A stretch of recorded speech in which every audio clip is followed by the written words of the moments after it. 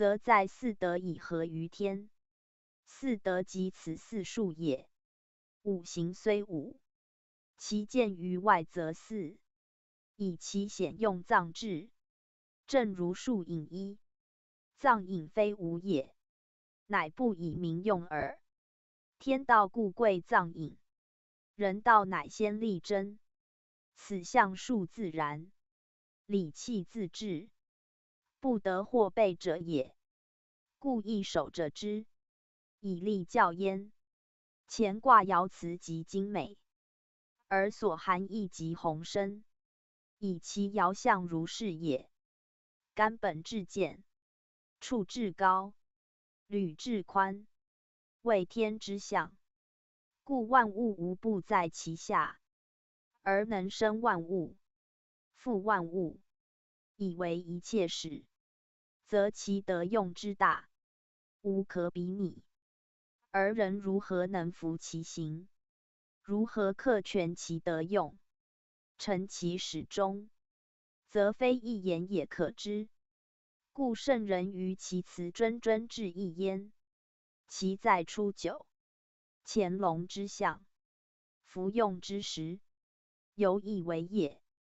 九二龙见于田，得失当普，大人之力，得时之宜，意义之也。为至九三九四，正在人爻，处卦之中，上下之交，内外之际，为龙时盛，处高履为，其余人事，最为难合。盖当天行之见，执天德之龙，逢天道之将变，遇天命之不常，苟有乖违，灾害必至。如处高峰，亦未坠覆，履真木，亦遭嫉妒，则欲长保其安，无忘其境，必有其道，以立其行。此九三以君子前替，而或无咎；九四以悦于渊，亦能无咎也。夫九三处位中而不中，上远于天，下离于田，众刚失正，为而不安，故必终日干干细涕若厉，而后免咎。终日志细，不稍泄也。朝干细涕，不忘戒也。以干行干象之意也。因干而涕，心之意也。为盛则成，为聚则静。静以直外，诚以肃气，持之不惑，以情自立，以利多为，以利则宜，以替心忧，以戒心易，以干乃见，以见必前。二者之意，或正或偏，有此则道，有彼则害。同见于象，此亦具备，故命曰弱，宜其物戒。此言一爻之中，有此为辞，乃有谨辞；有此慎惧，乃有境界。故干未见，又未敬慎，二亦不备也。替未惧，又未平易，二者俱见也。力未为，又未奋力，二者同具也。以其自胜，乃克自成；以其之为，乃免于为；以其能前，乃服于前。有恐未审，谓之疑辞，以明实谓之艰险，人事之不义也。故独称君子。此爻之意，与大学成一章，中庸首章全同。盖人道之始，儒教之本也。九四亦然。九四之祸，有九三之弱，宜之也。悦者求静，而反在渊；渊者在下，而能成其境。一含二义，或正或反，须验其行，以其未失中，而时不宜，内外交迫，上下不服，而近于贵姓，受众之拥护，处疑似之地，为曲折之途，故直道或反被缠，易行或逢仇疾，必自处以柔，自行以谦，以下而上，以退而进，以求免救，乃能无咎。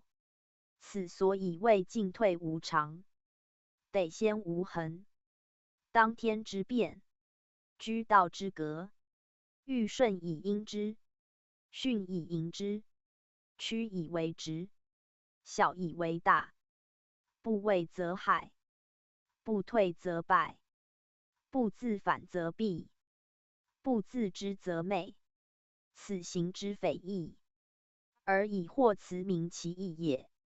干寡人道，即在此二爻之辞，而圣人立教，亦在此辞之意。其字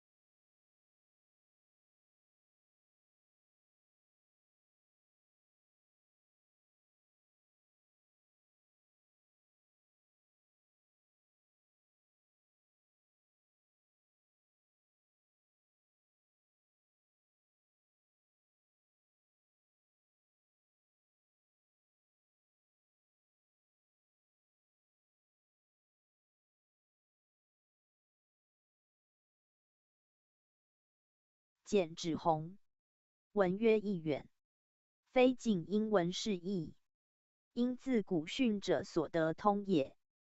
盖当干事爻有诸象，合之人事，必见诸得用。此楷切而指殷勤，非故谓之也。义者是人以变义之书，故以变为主，一字数义，从其变也。能明其变，乃得其常；能成其人，乃服于天；能者其行，乃合于象。此二爻之辞，谆于人事，而往复出之以规戒，委曲治之以法度也。可乎乎哉！夫亦为古圣人之创作，道书第一部也。继今尧舜禹汤，传至文王周公，词句始备，意义更昭。夫子少述之，删定之，而后为六经之一，乃成儒家最古之书。故欲明儒道之异同，与五帝三王之地善，必自意求之。亦本言道之作，而道该内外，由义及众，由众归一，纯以宇宙为模范，以天地始终为意象，故卦始于前，明天的人物所自出也。而干卦实道体之象，老氏所谓明之曰道，即前缘也。其谓报一的义者，即指前缘之真也。前缘一化而为天地万物，宇宙始终，则其为天下大本可知。故干之象，至真至一，常清常净，道之本体，即人成道之象也。道书千言万语，只是人之归宿处，道之存在处，巧辟妙喻，如抽检，如包藻者，莫不自干辞推演来也。盖道加重图像，而图像始于卦；道家先天道，而天道见于前。举凡谓道言者，谓有精于干卦象辞也。干六爻纯阳，一气至精，一德不杂。所谓曲坎田离，调阴入阳，所成者，即此象也。干辞明始生，明性命，四德具备，归于前缘。所谓清净无畏，关窍关妙，至德宁道，诚意虚灵者，即此意也。故干卦象辞非一言也。凡天下言道、言公、言德，今为至极者，举不能阅之。习乎后人口诵而心无所明，目睹而志无所悟，更旁求其路，别寻奥幻，以为有的于道，岂非舍本而误末，是近而弃远哉？请将干卦象辞之发扬至道者，谓易之，以备学者玩味焉。干卦象辞曰：干道变化，各正性命，保和泰和，乃立贞，守出数物，万国咸宁易节，明指道之体用。承上干之象龙，星云雨，承品行而来，以见人生本于天。因天之气以成形，因天之生以有生，因天之精以有情，因天之神以有性。而天所以与人者，有二类：一则随化之生，即形也、情也；一则不变之真，即气之源也、性也。故人有生，必能全其身，以服天之身；有化，必能顺其化，以同天之化。此道也，非可为而行也。故当其有生也，必体察其所以生。有情以为事，有形以为动，皆不须于习，随时变化者也。然非主也，非生之主也。必知天之常生，不随化而失者，有其元气以守其中也。人之所以主此生者，有其性以守其命。性命与天道异也。果民生之有性，则知变化之中，有不化者存，则知既生之生，有无生者存，无生乃常生。故人之生真同天之生，天之生化万物，自然而然。人之同天自然，则赖有其功用，以人非纯天也，乃得天地各半者也。不去其一，不能存其一，不有所操持，不能保其中主，不有所胜戒，不能正其性命，故因天之变化，而必各正其性命。因情之欲，行之动，而必求于清净，以保和泰和。此为人道之始，即中庸首章所谓也。人之性本至中，不失其中，乃为和。其情未发，中之象也；性之见也。发而不过，则和之意也，情之正也。必有正性命之功，有保泰和之用，而后服天之行，同干之德。虽日变不失其主，日化不忘其身，则人能返于自来，归于前缘。所谓上天之载，所谓顺地之泽，所谓在地左右，皆名原始要中之意，而干辞之旨也。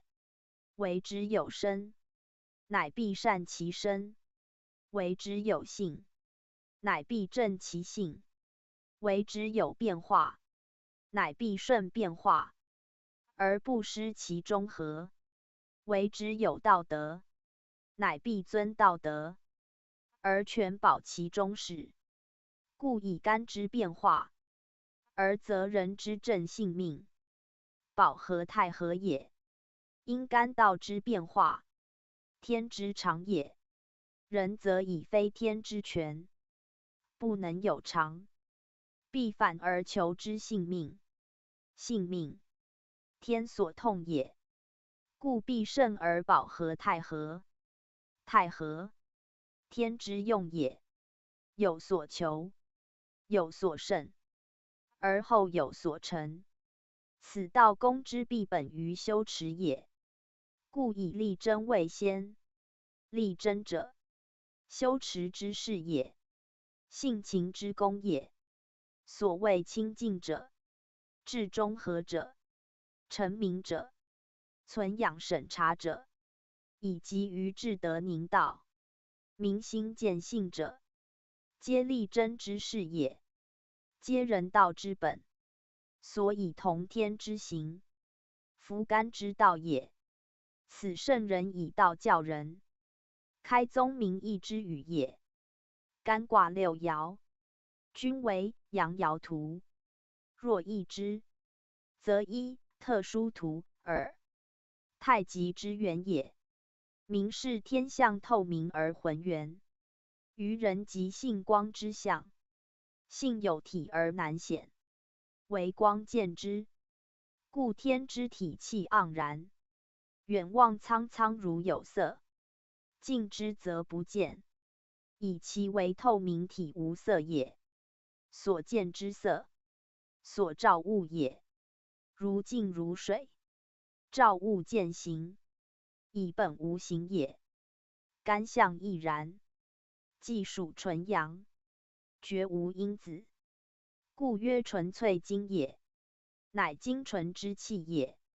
于物为龙象之，故六爻曰六龙。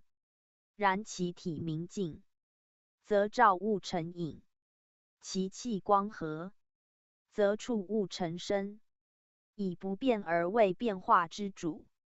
如人之性，本无物也，而因物成情；本无欲也，而因欲成事。以其无念，乃皆万念；以其不变，乃主变化。故体用不同也。盖在后天，阳必皆于阴，而后生成；前以纯阳，必皆于坤，其所变化，皆见于坤。人性纯一，必合于情，其所变化，皆见于情。性情虽同出，而体用以大异，则由于变化使然。后天之前，非先天之干，其有变化，礼仪自然，不可免也。人性亦然，性果未生，无所谓情，乃其以生，乃不免为情类，则理气变化所致也。故名干之变化，则知性之变化。名干之有常，则当使性命复归于正，以保和泰和。此立真之教，为正性命立也。夫立真者，因性之本清净，而求其永清净也。清净乃见其性情，不清净则如处浊流，不自见其身，立烟雾，不自见其体，日随变化，昏昧老死，不自知其何来何去，则将何以全身哉？此言修道，必自清净始，而成形必自立真实也。夫立真者，研究己之性情，而辨其是正是邪，是合是否，而自守其中也。中者，天下之大本，曰时中，以宜于时也。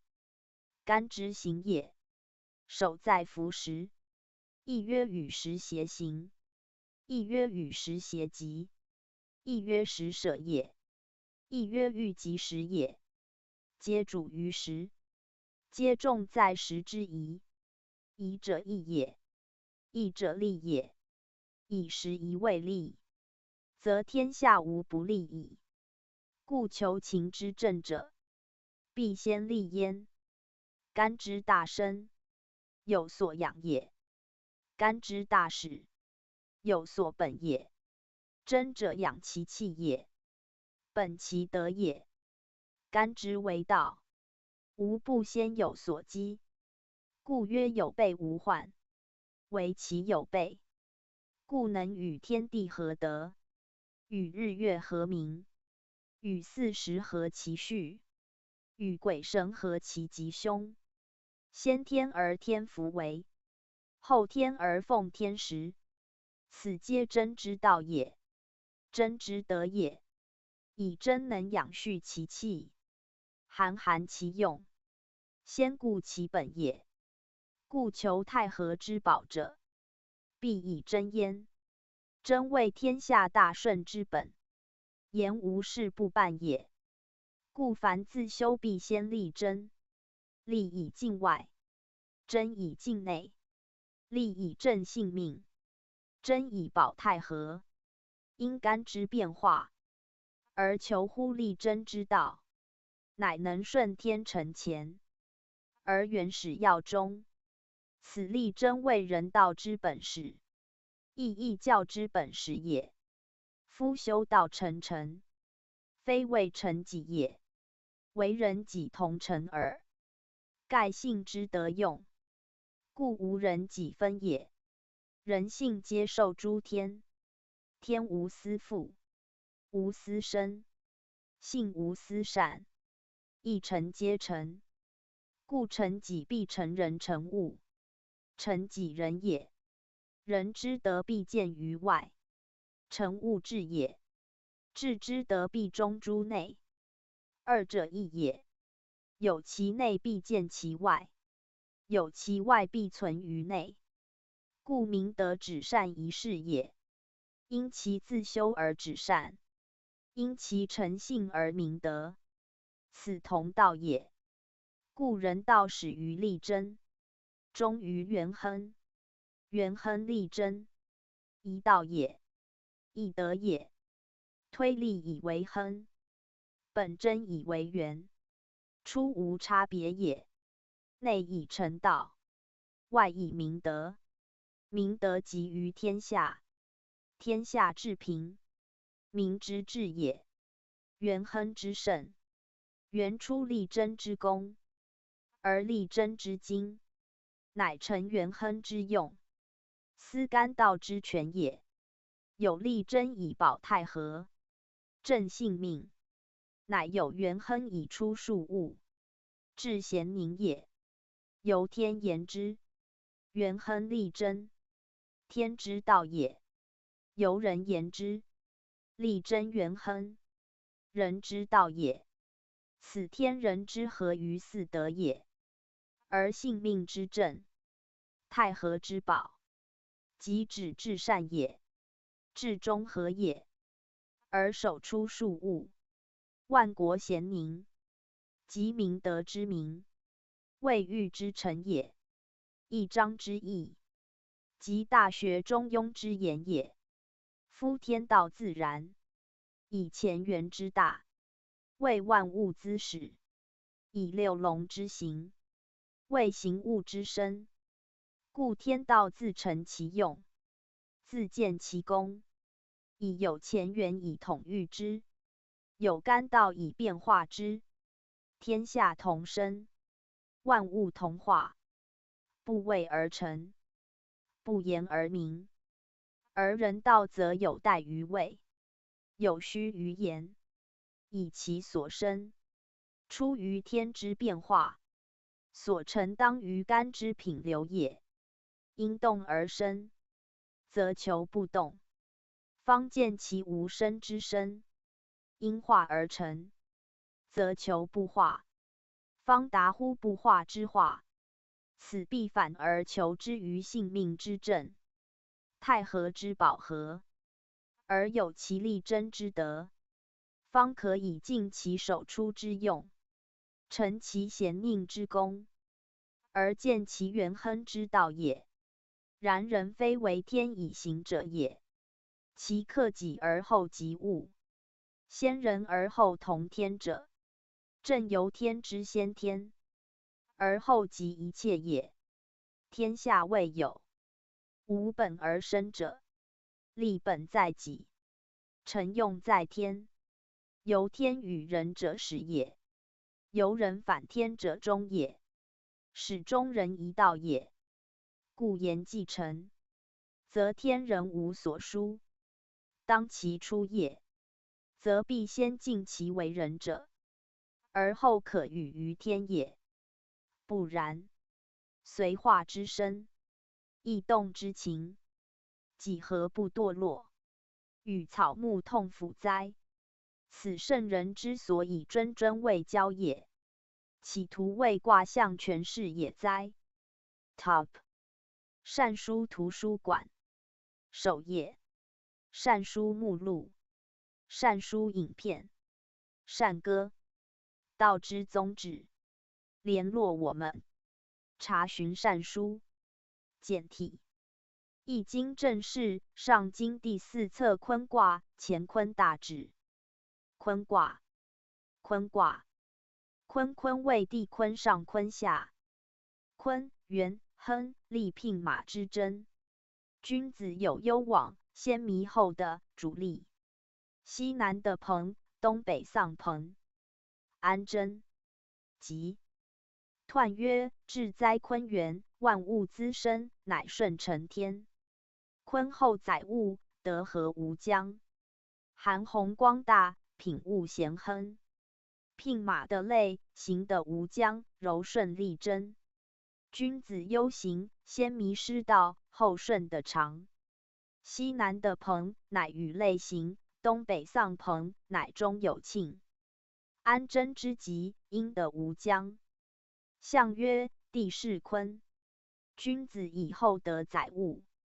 初六，履霜，坚冰至。象曰：履霜坚冰，因使宁也，训治其道，治坚冰也。六二，直方大，不习无不利。象曰：六二之动，直以方也，不习无不利，地道光也。六三，含章可贞，或从王室，无臣有终。象曰：含章可贞，以时发也，或从王室，之光大也。六四，阔囊，无咎无欲。象曰：阔囊无咎，甚不害也。六五，黄肠元吉。象曰：黄肠元吉，文在中也。上六，龙战于野，其血玄黄。象曰：龙战于野，其道穷也。用六，立永贞。象曰：用六永贞，以大中也。文言曰：坤，至柔而动也刚，至静而得方，后得主而有常，含万物而化光。坤道其顺乎？承天而实行。积善之家，必有余庆；积不善之家，必有余殃。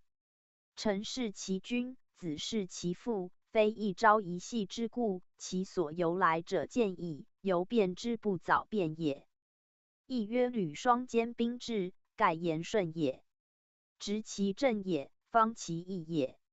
君子敬以直内，义以方外，敬义利而得不孤。直、方、大，不习无不利，则不宜其所行也。因虽有美含之，以从王室，弗敢成也。地道也，欺道也，臣道也。地道无成而待有终也。天地变化，草木翻；天地闭，贤人隐。亦曰阔囊，无咎无欲，盖严谨也。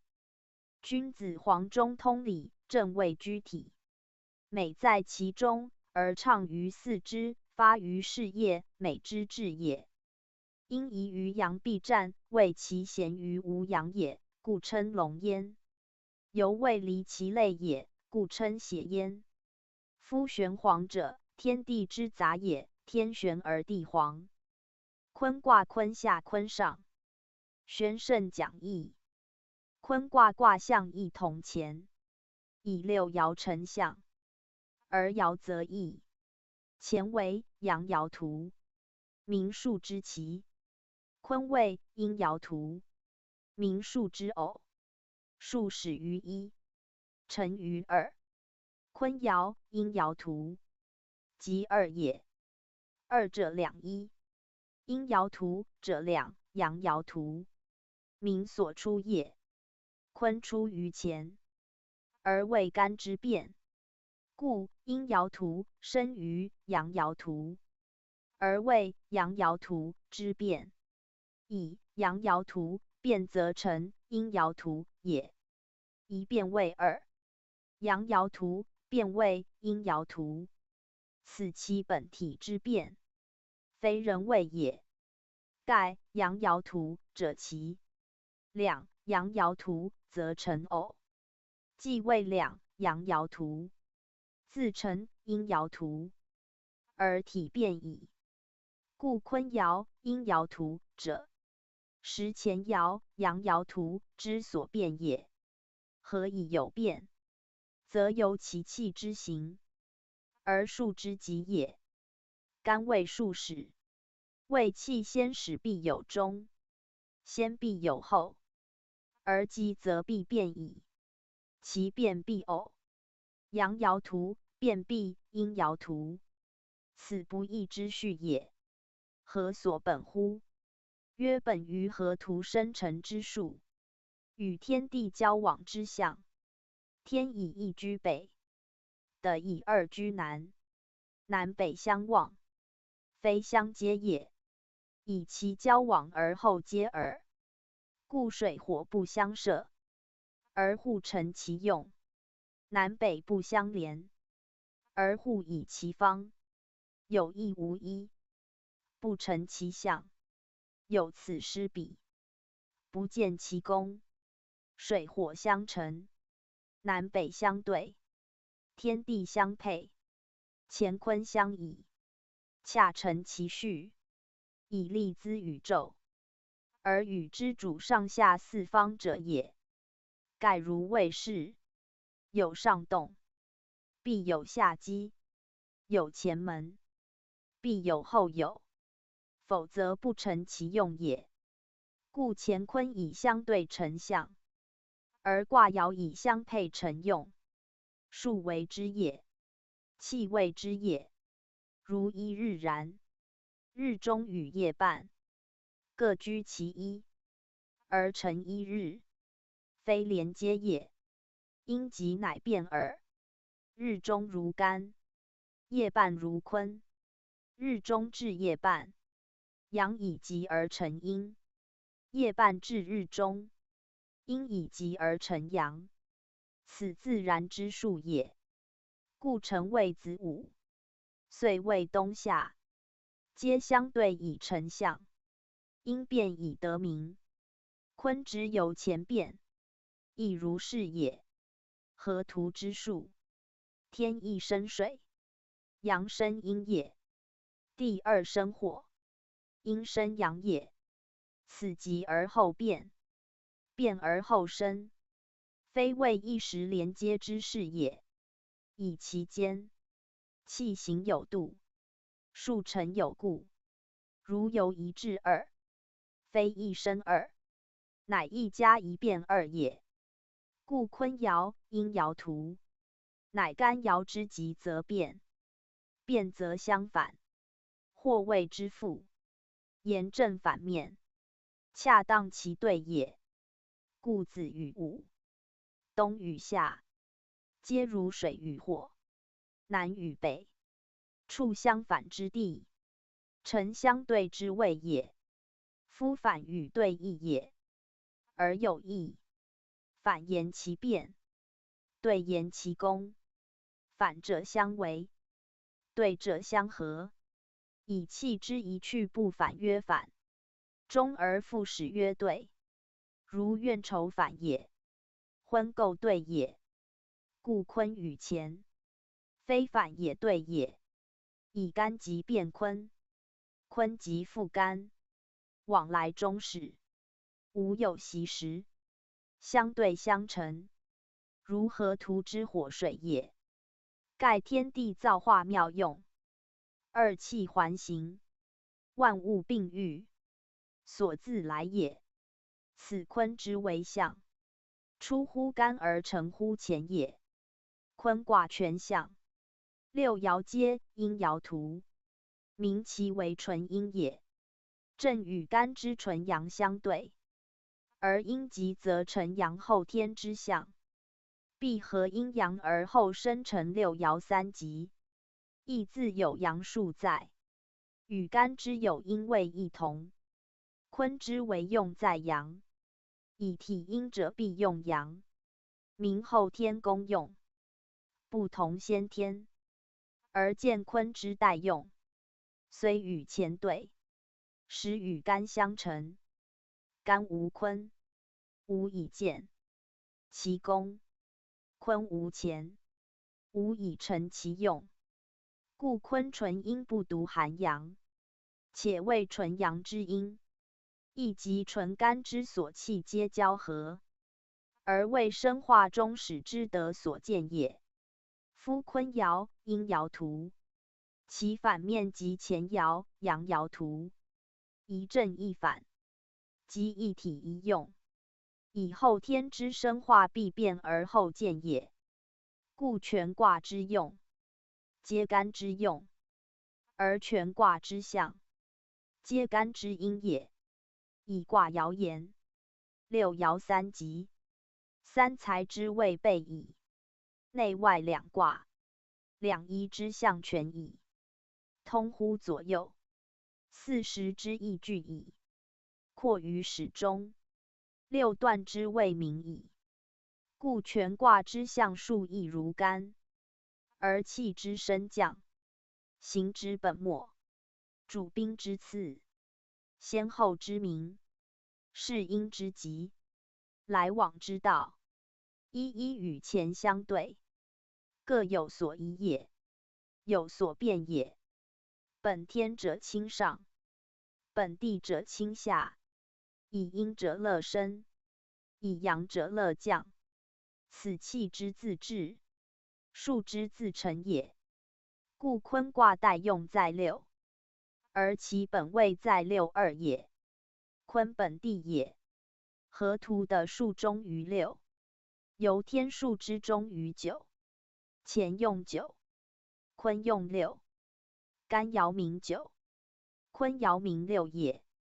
河图先天之数，的始于二，而洛书之数，二八易位，以五行生成言之。二位生始，而属少阴，以后天之次序言之。二位其次，而居始左。故在卦言，以内卦之中，为全卦之主。即六二是也。六二者，的之中央；九五者，天之主位，恰相对也。六二皆因数，亦为先天始，亦为后天终，而五生数之中也，五成数之始也。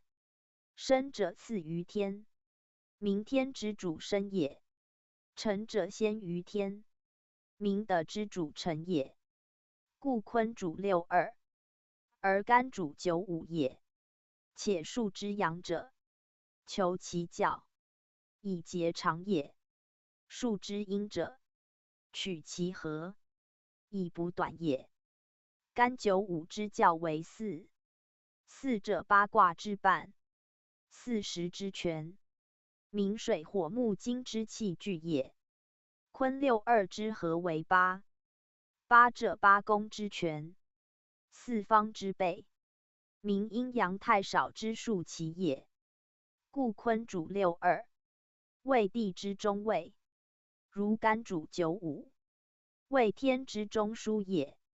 阳以上下，故数先下上，阴以内衡依此推算，以其不相对而同行，失阴阳顺逆之理，使变化之数不明，升降之道失序，则循环之理不显，而消长之机不知，实图的其一也。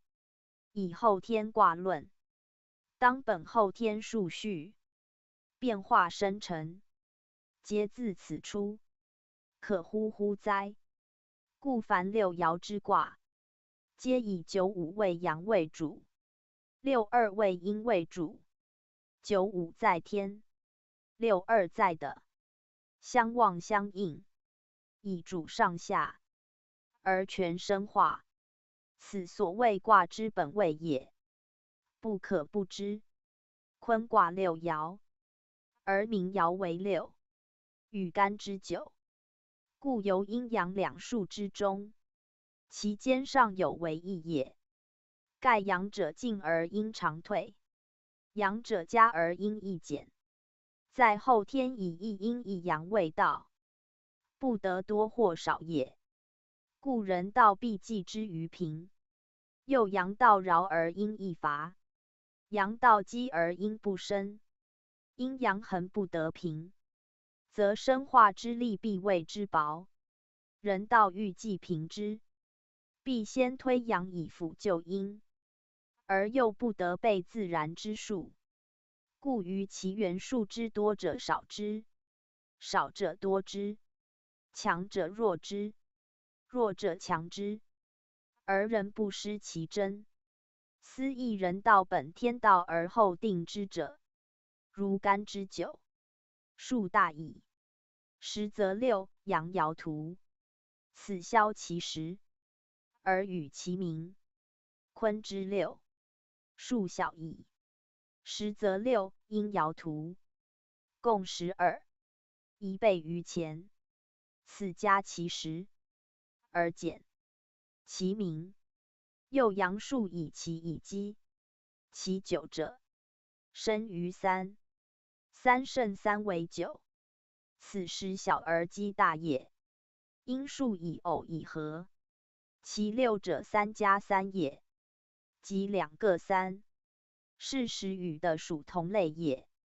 以阴偶阳其，阳虚阴实，虚则取积，实则取合，一实一虚，乃合乎道。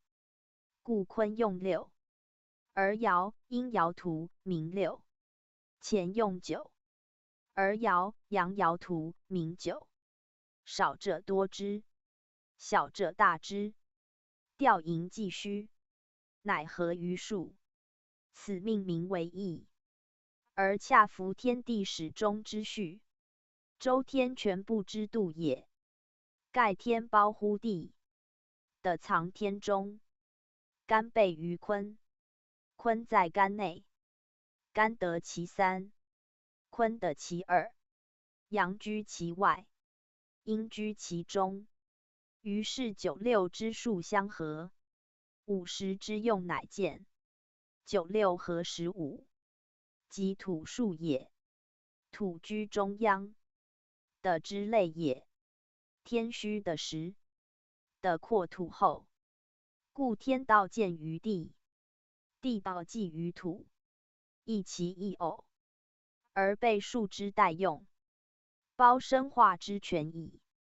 故坤用六，而爻名六，时有为义，不独数之次序，气之消息矣也。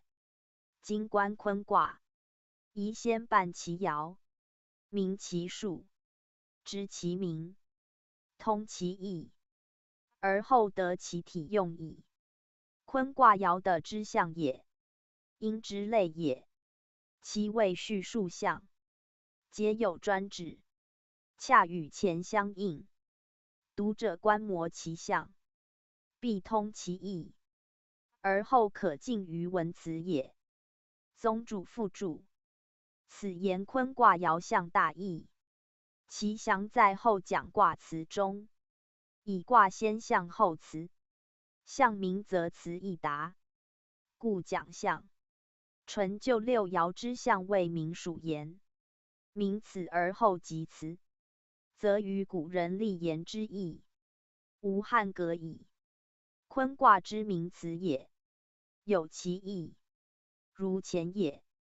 干之名也，象干三爻图之象。坤之名也，象坤三爻图之象。有是象，则有是名，圣人命之也。坤自古本作川，即坤三爻图之象。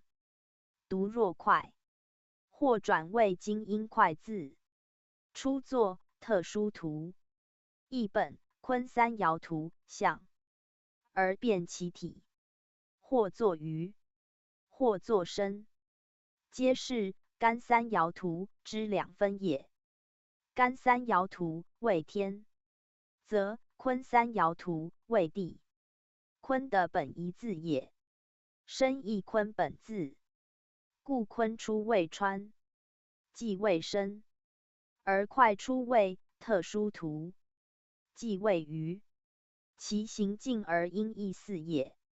后人称的谓大快，有古人之称坤也。且古时天地初分，鸿蒙始判，天本太虚，无直可见的，则仅有水耳。天亦生水，谓二者之初化，即大地之初形。以坤三爻图为干三爻图之二分，可知的之始亦如天，而仅见其成两耳。水之原直亦气也，水为气出成形，故字亦如坤三爻图象之出自干三爻图也。水之初为川，后为出，乃由干三爻图变坤三爻图之象。今之川字，犹存其形，川亦作川与坤同象，可见的之始，皆茫茫水也，而其字则莫不成字卦象也。坤之卦象，实为干之两分，而为地为水之所象。其后水渐落，土渐露，字亦皆加土的坤快皆然，故的字本即坤字，而特殊图字又同于特殊图也。后人撰书作特殊图及特殊图之变也。且特殊图即谓鱼，又译为身，身者气之上升也，为神字之所使，名的气之上升，以应天行也。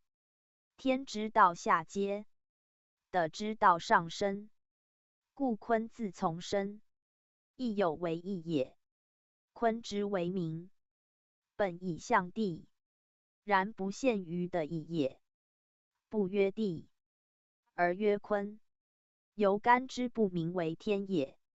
况六爻之卦，以别于三爻者，阴阳既分而合，所象亦有少而多，故名之坤。名其不仅象的也。在气则曰阴阳，在卦则曰坤乾，在数则曰偶奇，在方则曰下上，以其名之不止一义也。故名坤卦之名，必先通其命名之意，名义一贯，而后可以示其辞矣。坤卦纯阴之象，大地之象，而在后天，以备生化之用，含变异之德。故卦虽纯一，而未有奇偶，气有升降，有内外，有上下，有对偶，有往来，皆与干卦同，得备四类，用具六爻，万物所以滋生，五行所以滋化，故得载一切。而土主后天，水受五行，而阴沉生化。凡天之所生，皆成于地；凡干之所始，皆终于坤。凡物皆树立于地，行止于地，气见于外，数见于中。故谓后天之书，万有之本。言天者必自得起，言生者必自成数，言气者必自行求，言往者必自来后。故干之德皆见于坤，干之用皆明于坤。此天道自然，生化之理自治也。坤之象为干之变，分则变也。坤之气同干之源，使其源也。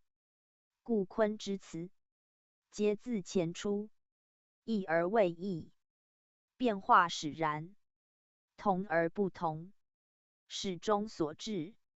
其辞切于物，明于情，变于类，昭于形，而指其实际，归于本来，以是坤之德用，即以达干之德用也。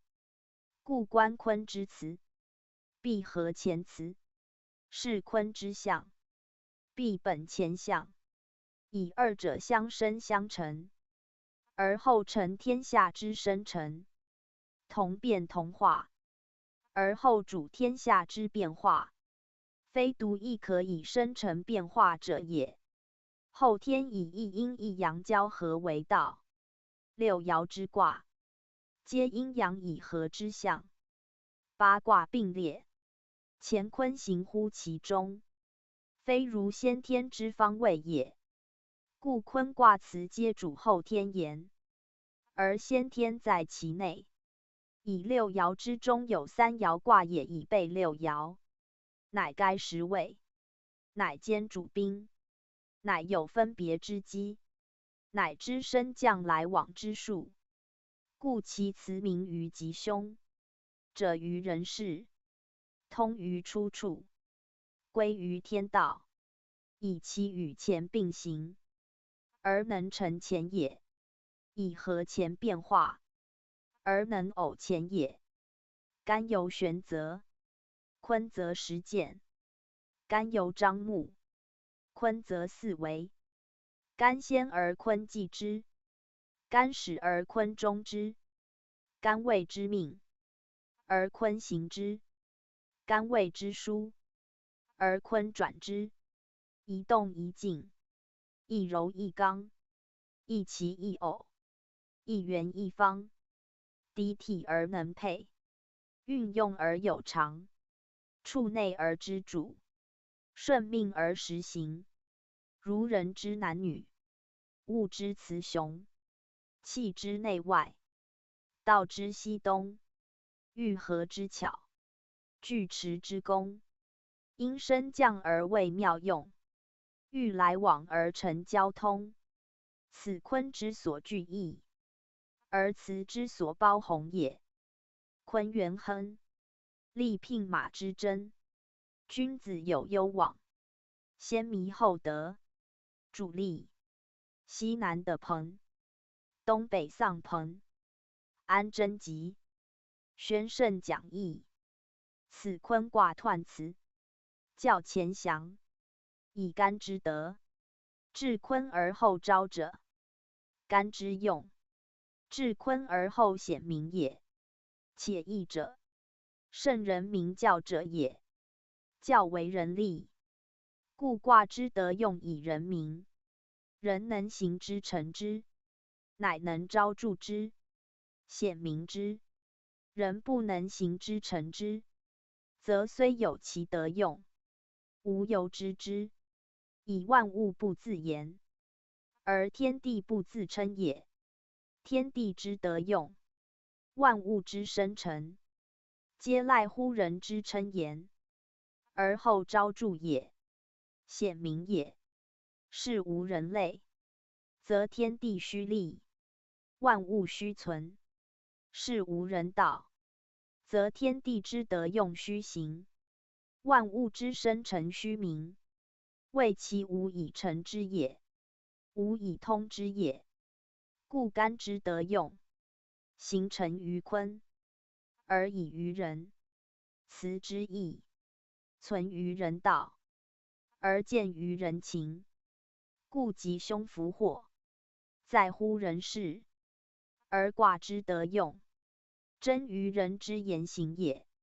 坤之彖辞，祥者祥于人，明者明于人。以圣人之教，施于人，而卦辞之义，重于人也。此坤辞之所以异乎前，而立数之人事，以识其义也。干之彖辞曰：元亨利贞，四德四用，一与全备，无以加矣。谓其远于人，而未通于坤也。故虽有德用，未及施行；虽有其名，未及所成；虽玄则于上，未详其所成；虽不复于空，未明所自从。故统言其意，而足尽其旨；亦皆其妙，而隐喻于行止。有大哉莫名之道，而非求之彼此。故不以文言事，当莫由探其所至。而坤之亦夫前，则辞之一变焉。须天下而地上，人乃生其间焉。气由人以升降，道由是以周旋。天行依人以健，地道由人而全。人秉天地中气，为性命而无偏。上以亲夫地侧，下以至于黄泉。为万物之首，生化之先。窃群伦以生育，共万类而回骸。化机以之利极，真载阴之无量。以分乎消息，而会夫阴阳，乃为气数之始。如尺之度衣裳，乃为吉凶之准则。有大小与短长，以其顶天立地，待圆履方。斯有仁义之行，以阴阴阳与柔刚。故人道以见，德用始昭，人事既备，变化未了。五行以应其用，二气以治其标。此无论庸于贤治，同逐夫轮转以相招。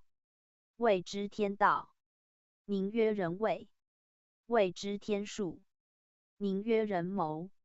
圣人乃则之人道，而欲其教于坤之辞，以明乾坤大用，权益大法，皆为人事所齐。故六爻则在三四，全卦以人爻为师。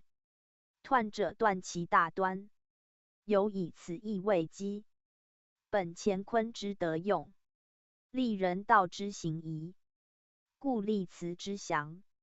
明于来往先后，得丧之迷，所向之急，所主之宜，有何则立，不欲息位，求夫力争之意，当以安顺为资，同甘之四德，而益其所失，共天下之四方，而忧往有所期，明阴阳之殊用，男女之殊途，以牝马之争，辩非雄非之徒，乃坤顺之体，非如干龙之徒，必承天以实行，而得主以长谋，以施干之见，至先迷而在途，以西南之德朋，使阴安贞之福，故动静有长度，生辰有长数，吉凶有长方，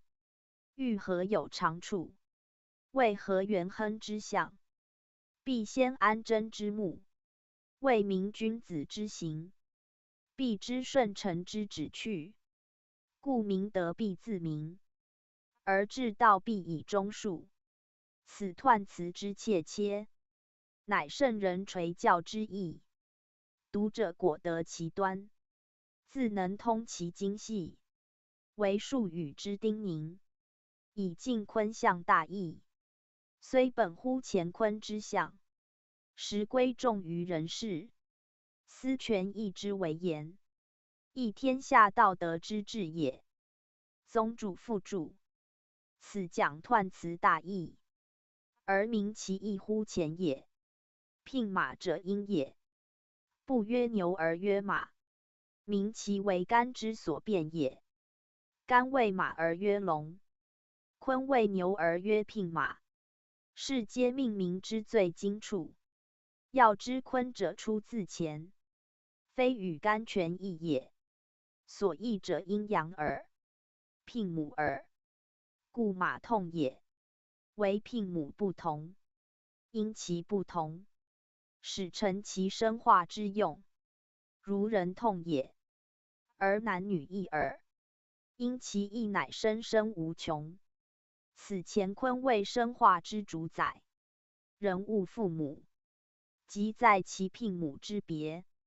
马人痛也，类未殊也，如人男女，同属人类，若异类，则不能生化矣。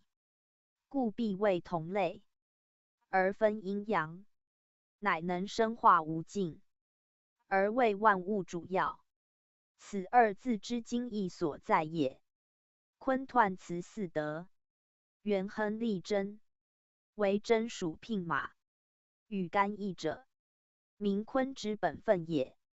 坤，的也女也，阴也柔也，其所异前者，正在此。盖四德为利贞指性情，而其本分，在己之所守所行。守谓之贞，行谓之利，贞谓之信，利谓之义。义见于外，信存于内；义见于行，信存为守。守其所守，故曰本分，由于其心所执也，故属于性情。乾坤之义，即在性情，而性情之体无异也。所异者所因于事，所成于德，所以守其身者，有别也。故为利贞之义其所指，而利又发于贞也。人道必先内后外，先守后行。况女子乎？况柔道乎？此坤辞之重在贞，而必明指其义也。明者一义以定，辞者一义以生。牝马者明也，义义也，辞也，义义也。坤道尽于事也，元亨成于事也，利贞在于事也。贞信为女子之德，自古以定其教，而所本，地道也，坤道也。谓之坤顺者在此，谓之阴柔者亦在此。此人生性情自然，天道所赋予者也，非圣人故谓之教也。以阴者内柔而外成刚，内顺而外逆行，属下而皆上，居中而含无疆，外地而阴天，和干而有方。故以安贞为吉，而守牝马之良。本士卒以利往，由士卒成元亨，素夫天地之始，达乎人生性情，依夫坤厚之德，成乎顺承之行。马则见其足，牝则优于身，至远道以同天行，城中始以匹干龙之情，思象亦之可见，而彖辞之所明也。坤卦以阴为主，故与干皆成对。乾以9、5为本位，坤以6、2为本位，此定位也。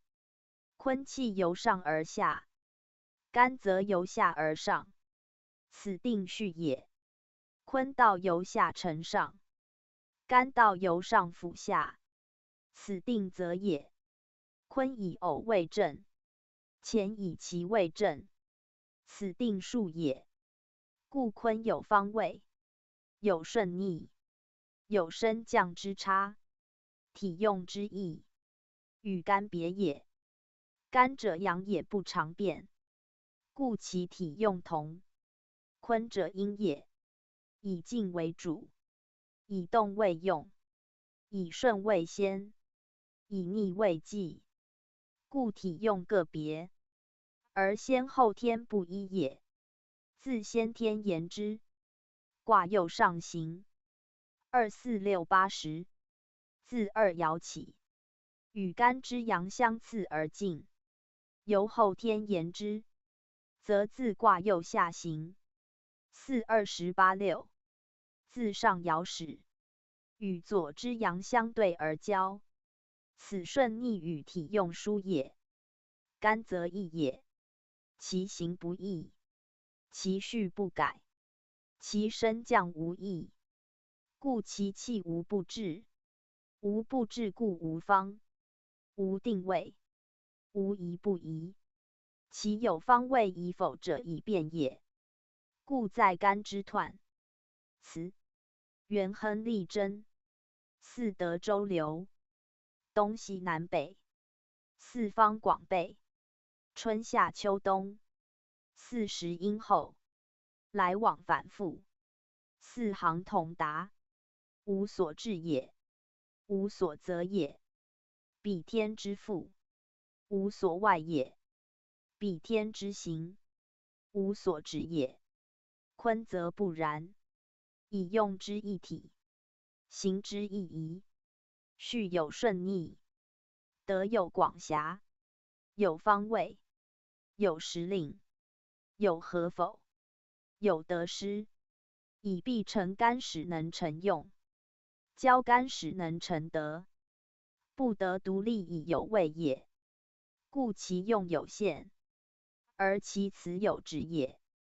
辟之草木虽生于地，不得日之宣，雨之润，不生也。辟之人物，虽居于地，不得气之呼吸，热之温和，不遇也。故德之功用，以得天而见坤之功用，以得干而全。此阴阳之差，生化之大则也。人之生也，必父母构精，物之育也，必雌雄交夫。所谓施受之道，亦即顺逆之术也。故德待天，而坤成乾，牝以待母，女以成男，为万有生化之源，而开世界无疆之业。虽若其等，时有盈虚之殊，虽若并行，时有主客之别。如日之光永不变，而月则有朔望贤惠之分。天之方永无差，而的则有寒暑温凉之意，其用不一也。故坤卦不如前也，以备四德，而有所现；以应四方，而有所宜；以行四时，而有所得丧。故立贞必自聘马，而得朋必以西南。先则必弥，后则主力，以地道不可先也。安贞则吉，有往有时，以坤数必尽顺也。此辞之谆者也。天道以理行，地道如现影。天行常垂衡，的行由助情。天地之数，一后一先。天地之运，一方一圆，两两相接，如环无端。莫见其机，莫知其源。盖天以阳摄阴，的以行寒气，互抱以行，相交以替，方圆转旋，莫知其极。气包行外，而又通行中，乃成生化之机纽也。坤之与干交易如是焉。坤不自动，而动反招者；坤不自生，而生转分明，则由其有形也。唯有形乃有志，故先后有度，行止有纪，向背有方，来往有时。此地道也。坤道也，聘马者的类也，而行地无疆也。非如天马之行空也。天马为龙，故飞在天；聘马非龙，故行于地。的有数理，非无疆也，而曰无疆，以不见也。因天之行，乃不见耳，为因天行，非的自行，故不可先。先则迷途，随天以行，是谓后得，故主力也。西南者的之所向，气之所合，故得朋也。合图之谓，以对位合；洛书之序，以对相异。故坤艮易位，水火不相涉，由数之匹也。谓之当也。的虚而实之，天时而虚之。相敌则友，相类则仇。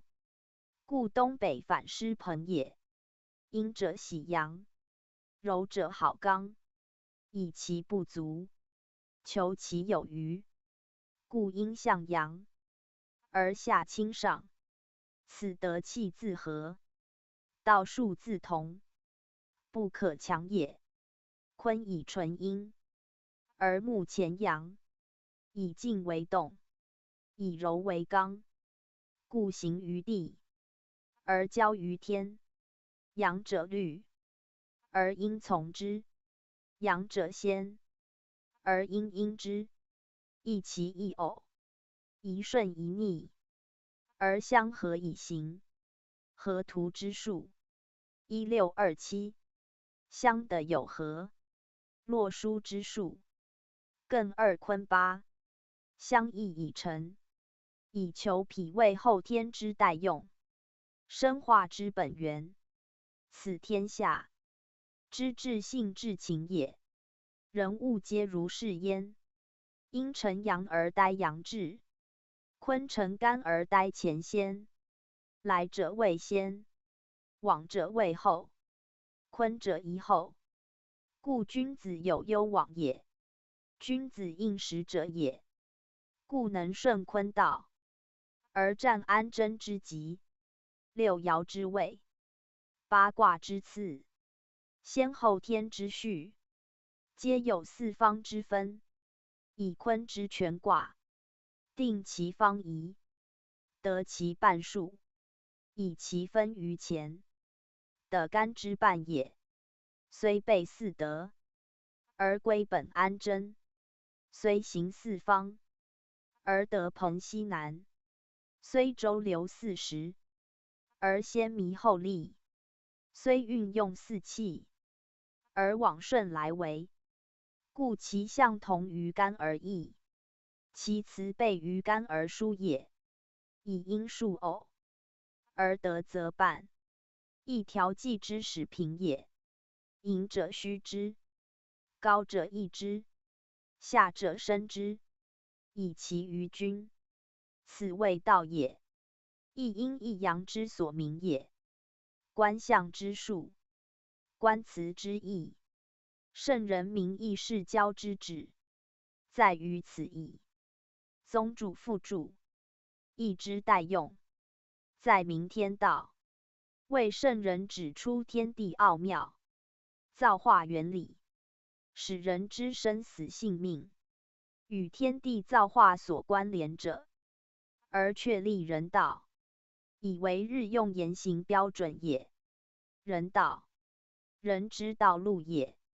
无道则一步不能行，即令盲行，必遭轻跌。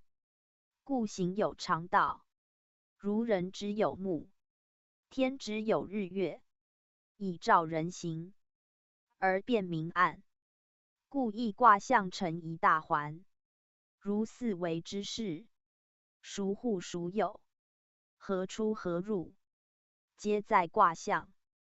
而集全意64卦以分配之，以乾坤立其大柱，如上动下击，故曰乾坤为一门户，乾坤毁则一亡，以见一皆本乾坤，而乾坤又相以相持，不能或离者也。故卦之变化，必因乾坤变化。坤为土，为地基，为中宫，犹为后天主气。如无坤则干无用，以所失必有所承受也。人有大才，必有所用，无之则功业不成。义之代用，皆见于坤，为其能承受也。坤虽不自动，而动者必自坤始，以其为形之出成，其上不可见也。坤为后天中宫，为五行中央，为万物中主，以其载物而成生化也。然非干不能施，非干则不用，以其孤立不可也。故行非气，人死物也。坤之以干为用，乃造化之源。后天必由先天出，行必以气生，此定力也。故坤卦处处合乾卦，而坤之用，皆干之用，一虚一实，乃成大道，乃为大用。学义者当先知之。彖曰：至哉坤元，万物滋生，乃顺承天。坤后载物，德和无疆，含洪光大，品物咸亨，牝马得类，行地无疆，柔顺利贞，君子忧行，先迷失道，后顺得长，西南得朋，乃与类行，东北丧朋，乃中有庆，安贞之极，因地无疆，宣圣讲义。此数语，名皆坤元大用，由干之事闻也。而坤元二字谓至今，以后天之气，为生化之主，必有所本。元者本也，乾元主阳，坤元主阴，此二元者，生化之根，万物之母，故名之元。以如乾元易，其遗留易者，则坤元之与乾元同义也。乾元为阳气之先，居先天之位，虑后天之始，而坤元亦随之，而主后天之用，专生化之功。其在先天，若有后先，后天则以并行。盖后天之初无可言，有可言，则太极以为两仪之象，两仪既判，乾坤已明。果有乾坤之时，以分阴阳之气，故在有意之后，乾坤不能独行。司坤元与乾元，并主天下之生化，而同为万物之根本矣。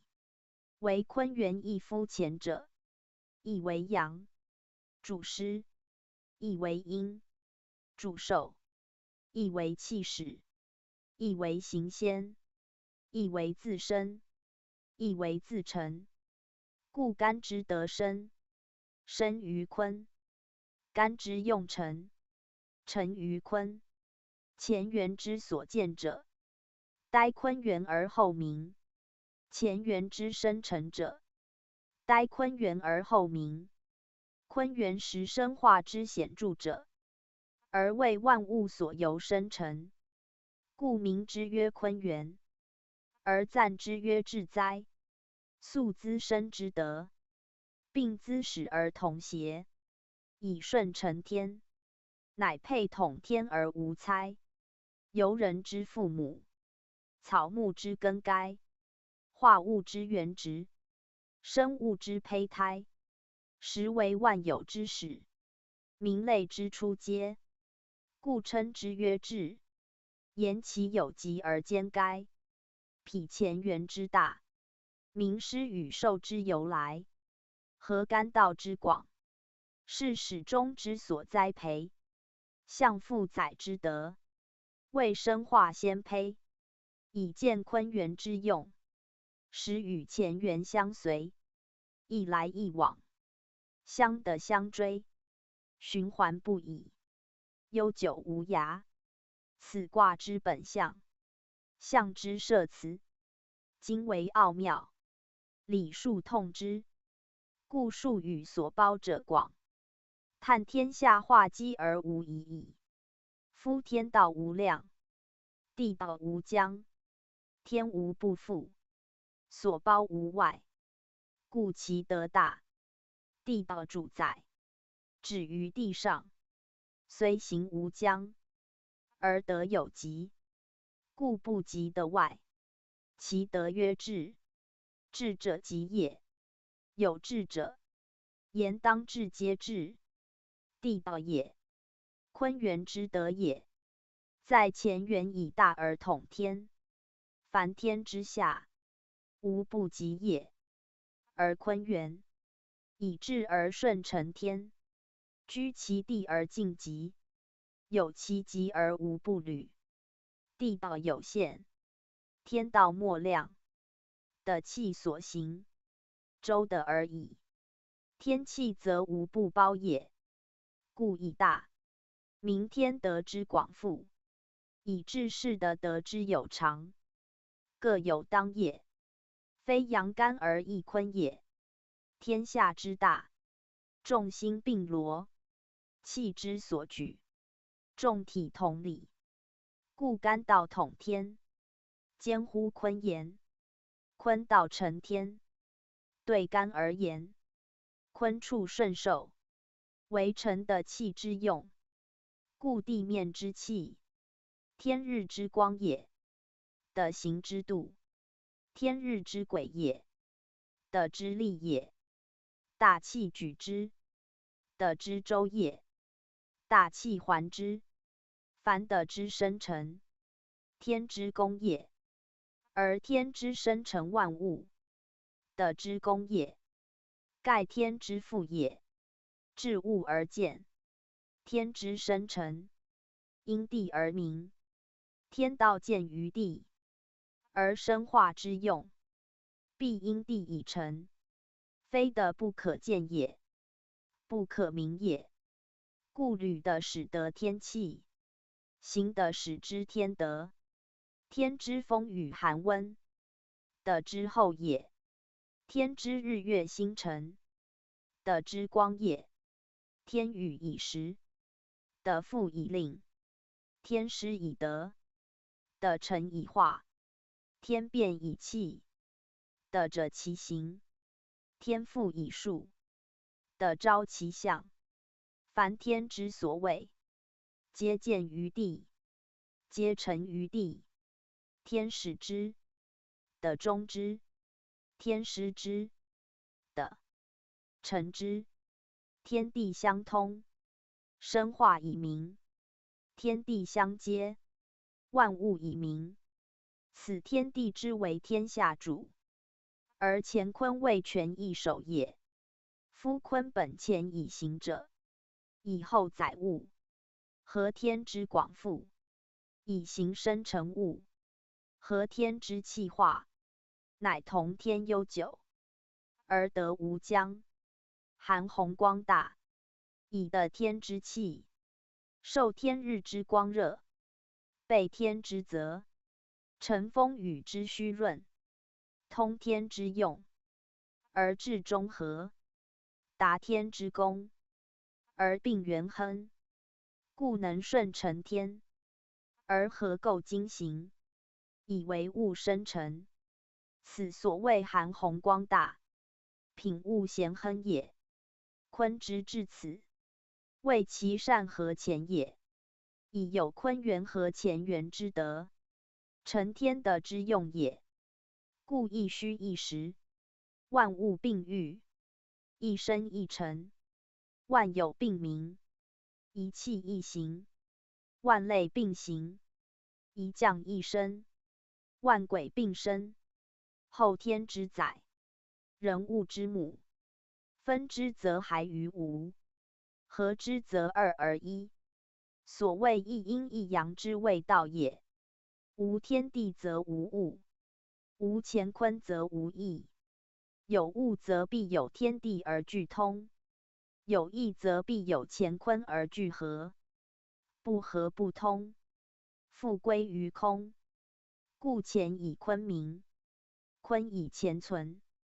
二元之德，一元之功，由一为二，气极则穷，由二合一，理穷则通。故先天由无入有，阴阳乃分。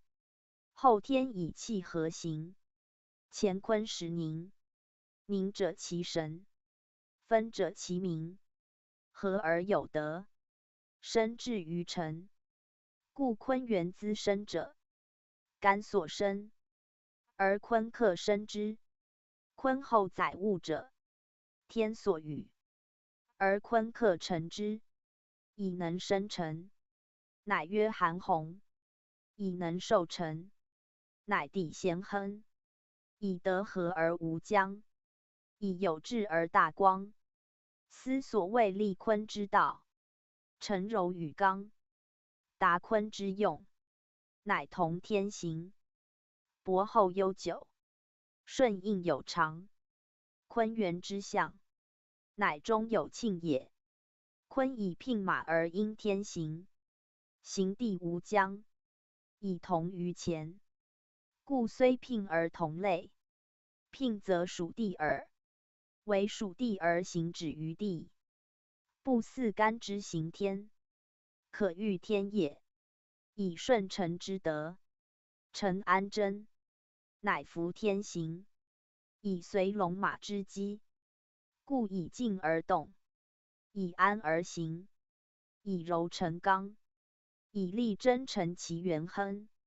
夫守位者顺，安分者正，正顺者有常道，不失其守者有常德。能知先后者不逆，能事刚柔者不折。静者必明，训者多群，知的者不失，戒真者有成。故处坤位而循坤道，以退为顺，以后为保。若争先则迷，而后随乃其常道。彼气盛将穷，气弱亦亨。西南之所合，乃得朋以行；东北之所乖，乃以顺境中保其庆。西南者，阳之盛也，阴所需也，故多有好。东北者，阴之盛也，乃阳所喜，故坤不与合，而失其朋类。然以坤之处顺用柔，持盈保泰，故能终极。若自满者败，自恃者亡，生之不恤，安望其多助乎？故以数言。河图之谓，西南金火，于时夏秋，坤本土德，相生相养，故有朋类。东北水木，于时冬春，木则贼土，水则泄气，两相成治，乃师友好。又如洛书、九宫之谓，各有其序，五行之德，位异其方，而坤以用书，乃亦更位，以合于后天之数也。盖取中庆之象，宜艮止之意，人安贞之战，得后顺之长，故28易位，而阴阳相符，体用代兴，十方相得也。又如八卦方位，先天乾坤上下，本无用也，故虚其位，上下无常，不止其变。至后天则以用为主，方位以变为要。坤乃宜居西南，以阴得朋之象，而循顺承之道。盖干处西北，以接于坎，由阳生阴。坤在西南，以近于离，由阴化阳，而上下之位既迁，施受之意亦昭。交合之道既尽，先后之序始者，文王八卦为后天之序，无一不服于象辞者也。天道下降，地道上承，乾得滋始，坤得滋生，乃成交往之道，而见类行之成。故得丧非观天运，而刚柔在乎人用也。顺者安贞之极，逆者迷失之真。因卦以喻教，因辞以明行，因以否而知动静，因失受而见生成。此坤道之有常，亦君子之所借本牝马之类，是行方之利害，守本位之极，知天道之无远弗届，因无将之行。夫自强不息而莫泄，先力争之求，因知元亨之有在，往复成其循环，得用乃昭于时脉。此圣人垂训，学者胜而无殆也。故坤彖是文，降于战止，为是祸福吉凶，使人正其行止。虽言坤道，只归人事，天地之不为，命数之不二，为性情之所安，乃利则夫人义，上下服刚柔之行，升降达顺逆之序。知坤无生有生，无成有终，乃明天下生化之趣。故象数有经纬，文辞有体例，合观以速其运，会通以求其意，则天道在于掌中，悔令不呆补是矣。宗主附注。此言坤彖是文详义，虽以见前讲而不嫌重者，因圣人立教不妨谆也。合而读之，自得其要旨。盖人生于天地间，天远的近，无时离的，则无事不法地道，的以顺承为本，安贞为极，有方宜，有实力，皆同人事，果能熟于坤卦得用。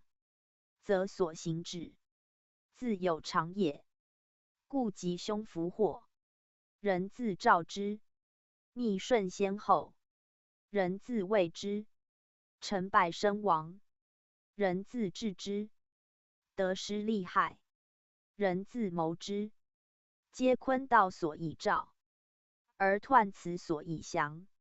能遵行之，则成坤成乾，立地位天，至诚之道，中和之功也。其可轻易独过哉？象曰：地势坤，君子以厚德载物，宣圣讲义。此二语谓名坤象之意。古人垂教之旨，其与干同义也。不曰地道，而曰势者，有所指也。在干曰天行，在坤曰地势。此所以别乾坤之用，明天德之德，静动各异，行气自殊也。地势者，言德之象，有其势也。以其土水高下，积而为地，故谓之坤。坤既成形，德乃有名，故德以行为主。势者行事也，非如天之以气为主，以行为道也。德既以行称，则地道以行事立。故地道曰刚柔，别于天道之阴阳。阴阳以气言，刚柔以行言。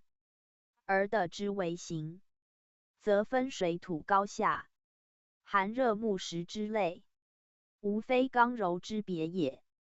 故地道纯以行事言，而行事盖包于刚柔也。夫天混沌无垠，杳冥无际，其机者虚，其见者气，不得称其行事也。唯可以别其气之阴阳。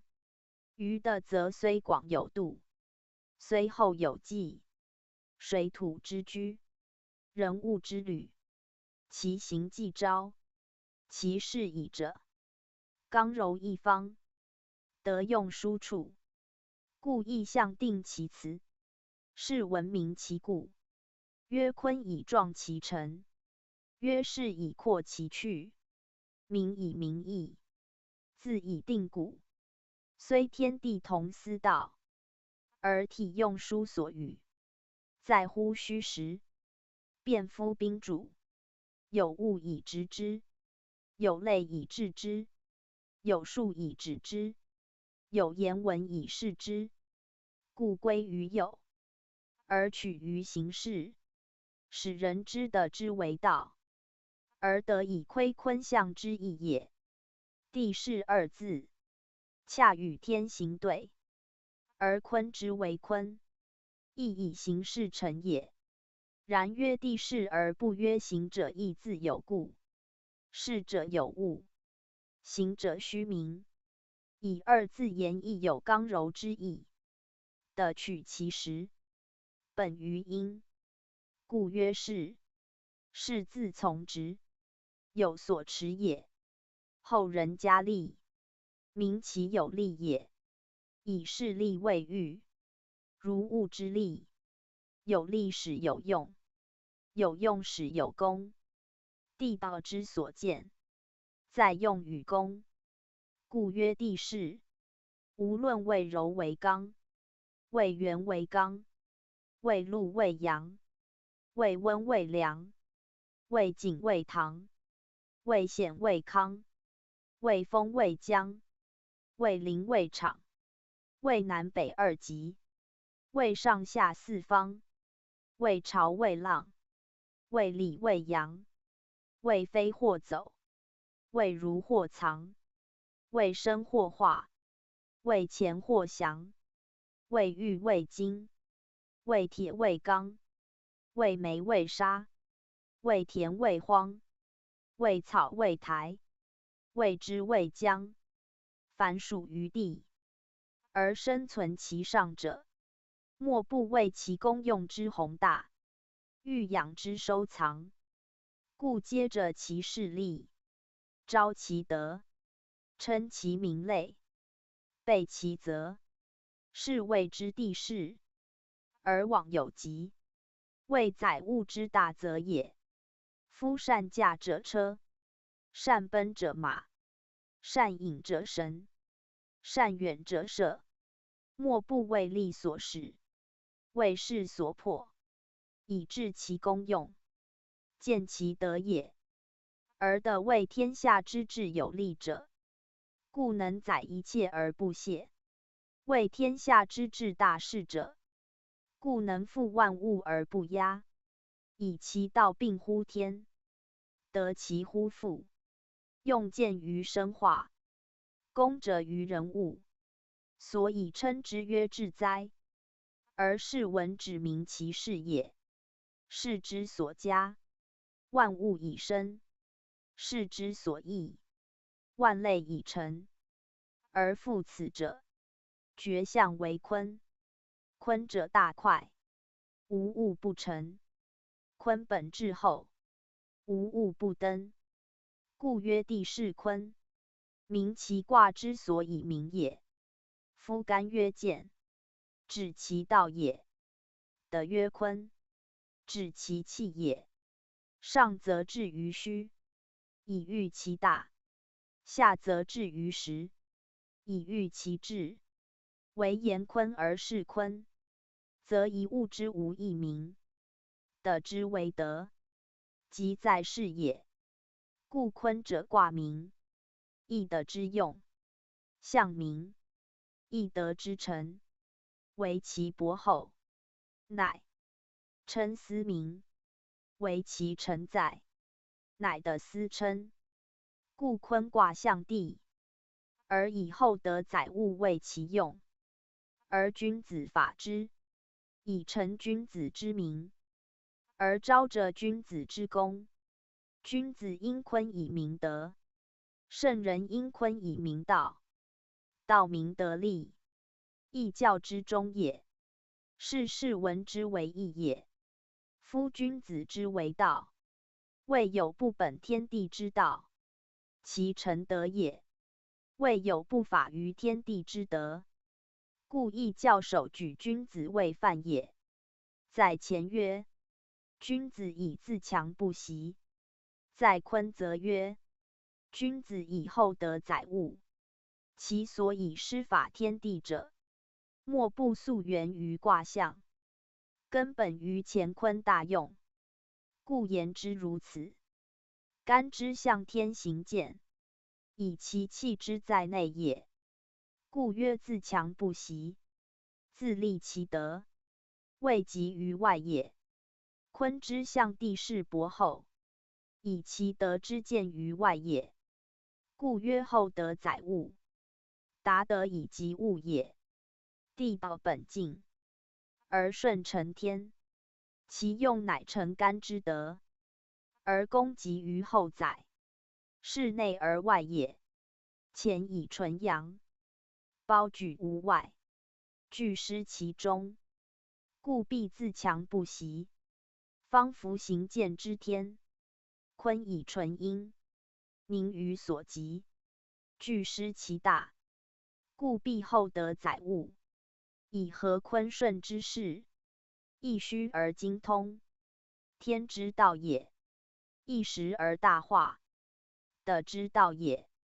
故二者不可却一，阴阳并行，刚柔相成，仁义以生，人居其间，上通高明，下履薄厚，是谓至诚，以及悠久。此中和之德全，人治之性静，合天地而并日月，滋生辰而同鬼神，君子成行，如此其真也。故厚德载物者，德之德也，坤之用也。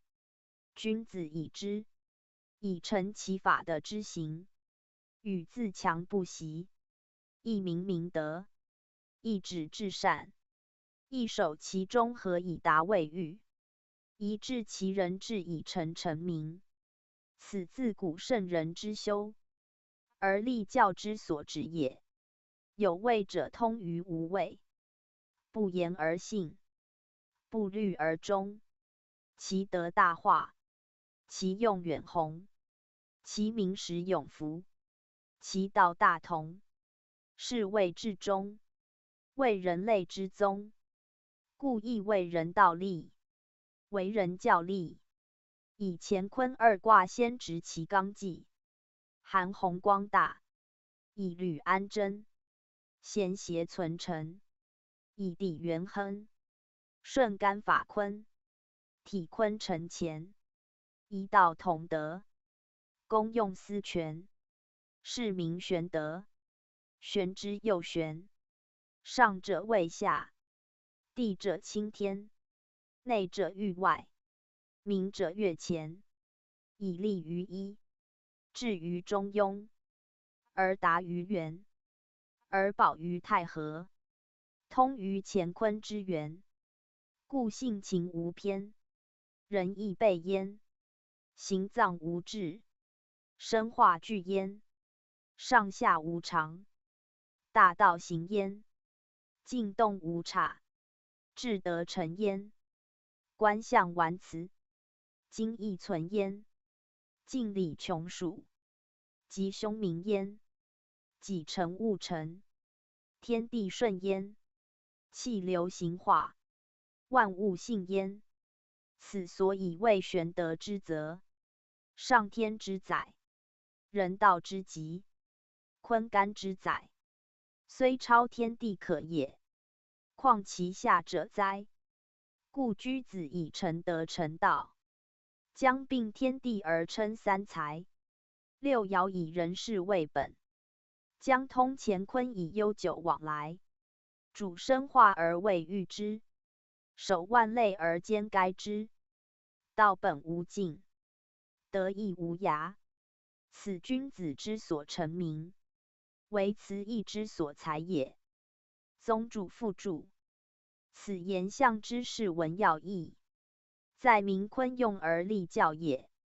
凡是文出周公之手，而定于夫子，其旨以人道为本，虽寥寥数语，以包一卦全义，而是圣人治卦初心，言君子，正所以告人之所法也。凡总是象文，大都如此。为君子人类之正，人之至性至情者也。其所行止，必有所本，本于天地之道耳。故称君子。有言主子，主者，天下人所共主，即上帝。上帝为天下之主，故君王称天子，而不在位者，以其德称君子，亦如天子也。耶稣基督称上帝子，亦即是义。君子以其能同天地之德，合乾坤之用，故有此称。天子亦然，否则未滥民矣。师称文王顺帝之泽，在地左右，以其纯德不以如天也。古人重民，以民必服时，非可苟也。此易经之称君子独多，而与圣人先王并也。初六，履霜，兼兵制，宣圣讲义。坤之爻象异于前，以其纯阴也。在卦位言，自出爻至上爻，其序痛也。在气数言，阳者上行，阴者下达，故自上而下，其道义也。而有先后天之分，体用之意，以先天无阴阳顺逆之别，皆自下上；后天则反之，体用亦然。坤体至静，无升降往来之变，而其用，则随乎干，以成交和匹配之功，故干道一，而坤道二。干行易知而不明，坤行不测而甚险，则以后天之气，纯一阴一阳之道，后天之序，纯本一奇一偶之数。故坤从偶而行阴，以全于前。而六爻之象，乃有升降往来之别；六位之次，乃有顺逆分合之殊。此言坤卦所当之也。不独坤爻如是，凡出于坤者皆从坤，亦由出于干者之从前也。干者至简，而坤则繁；干者至大，而坤则狭。欲明坤用，必通坤爻。爻虽自下起，而用自上始；位虽自出立，而行自高降。盖卦爻者，象其物也，有形者也，有居者也。气与数，则不可居；道与理，则无定形。故坤之爻，有表里之殊，与来往之道；坤之位，有主客之殊，与顺逆之序，各相衔接，以成变化。欲明其故，宜先以干为准。坤本不用，而用者，待干者也。故坤之用，皆干之用，则其本体在内，而外所见者，皆同于前。故爻人与干无殊，而序人自下而上也。所要留意者，须知其间别有坤之序在，不得以表乎里，以克以主也。其数皆含二类，其象皆包两种，唯一以变化为重。故取从前以论坤用耳。坤之代用，即六爻之象；坤之正道，即六位之意。此言卦爻，必以爻位为本，而言得用，则以坤卦意义为主也。动之先有静，行之中有气，往者有来，升者有降，随干者有益乎前，交干者有反于前。此阴阳之所以分，乾坤之所以别也。以人象之，男女之谓也；以物象之，雌雄之谓也。其位有主客，故其志有内外；其方有顺逆，故其数有消息；其道有动静，故其行有从为；其德有大小，故其用有广狭。此坤之所以与干之同义，而皆在六爻者也。夫坤以阴为本，故爻名六。一合图阴数之序也。阴皆阳序，始四中六，阴阳生成，数始于六。故坤爻六，恰符干之九，九六之数，为3与2之比，即天地之数也。天包的外，的在天中，故干之侧位216，坤之侧位144，合共360，为周天数。此即统天下之全数，而乾坤分得其3或2焉。故坤与乾，如2与3，即6与9也。六为坤数，亦为坤爻之名，亦为坤之始终数，以其为地数，而又成数也。天数其的数偶，生数在前，成数在后。天之所生，必待得而后成形。故坤爻六，名其待干生成也。其初爻曰初六，是成物之最初时，亦阴气之始凝时。乾以阳出地，坤以阴凝空，一升一降，自相对也。干出9位阳始生，坤出6位阴始凝，亦相生相成之机，谓一升一降之序。故坤之成象，自此爻始，而阴气之行，亦自此爻起。阴者主静，阳者主动。阴之成形，有其直也；阳之生气，无其物也。故干曰潜龙勿用，名阳气之无形；而坤曰履霜坚冰质，名阴气之有直。气散为生，直凝为成；气生为龙，直凝而降。为霜为冰，阳生于下，故生而出于地；阴沉于空，故凝而坠于天。霜者自漏成也，冰者自于水凝也。由阴之阳，则静而动，刚而柔，聚而散，沉而生也。由阳变阴，则动而静，软而坚，分而合，高而落也。皆相反而相对，相违而相成。以阳则自寒而暖，阴则自热而凉。阳则为风为日，阴则为冰为霜。阳则飞腾而上，阴则凝聚而降。阳则周乎太虚，阴则止于一方。故风日普及，冰霜有将，阳龙不见，阴霜可量。乾得日广，坤得以长。乾用玄妙，坤用节朗。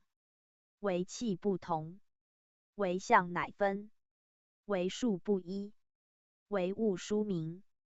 故坤之初六，而象双冰；阴之始凝，乃见寒之将盛；阴霜之在履，乃知冰之坚韧；阴气之既回，乃明行之有定；阴德之有失，乃是受之可任。故在坤道，以时成正；在地道，以方成令；在人道，以顺时为正，知己为胜。人履大地而亲坤，生于阳而成于阴，有天命之性，痛得类之行，通于大气，发于至精，感受至速。视听为明，因物而有之，因象而有情，因时而变，因量而兴。是谓并天地之道，谓万物之灵。故光合日月，气贯阴阳，得弥天地，用备行藏。占坤之初六，有景于履霜，命曰知己其神。实为人世之脏，顺的以和天，依坤道以服前行，有力争以阴，必藏之令，乃诚不习而达元亨。此一辞之旨，为人道是其总纲也。象曰：初六履霜，阴始凝也；巽至其道，至坚冰也。宣圣未易，此身是爻辞也，亦故明显。而所要者在人事耳。人事者，人自谓之，自治之，天道至为，而有象可征；地道至博，而有物可证。苟细求之，无不明矣。故曰巽至其道，至坚冰也。霜之初履，未见坚冰，而巽此以往，则坚冰之至必矣。故君子贵贱机也，天下之事，皆如是矣。有为则有者，有常则有变。履霜之为也。而能得兼冰之者，出冷之常也，而能测制寒之变，此天道自然，而在乎人之见己。愚者昏昏，以为其偶然；智者则知其当然。故智者事变若常，是为有者，非其智也，知顺时也。愚者昧焉，常以为变，者以为为，非其愚也，忘其时也。时与未俱，的与方俱，有其位，必知其时，居其地，必尊其方。苟乎之也，必遭其殃。故处常必之变，应变必以常。见为以审者，得者勿妄为。为顺天道而履地，本坤德而用刚，以仁为首，以智为量，以明为余，以柔自强。此乃乾坤大用，而人道之所彰也。故象辞不举天地之远者大者，而独事行于冰霜；不以庶命之渺渺，而先象物之持张；不述天时之漠漠，而即事理之柔刚；不及变化之冥冥，而守交谢之阴与阳。盖地道主时，坤道有方。行者气之表，物者理之纲，象者数之准则，变化者天地之常。由今极乎往，由一日之推迁，由近极乎远，由一岁之暑与寒，一岁40，相位循环，一日一夜，会明周旋。春夏比其升腾，秋冬遇其审前。日早则阳之长，日细则阴之延。凡日月之代谢，及气数之变迁，或顺以随其后，或逆而居其前，或静以静化，或动以成天。是谓先天不为，后天顺时。得之所利，用之所失，道包大小，气达本之，为名坤顺。以安贞敌极，斯能前见，而自强不息也。故坤道，人道之始。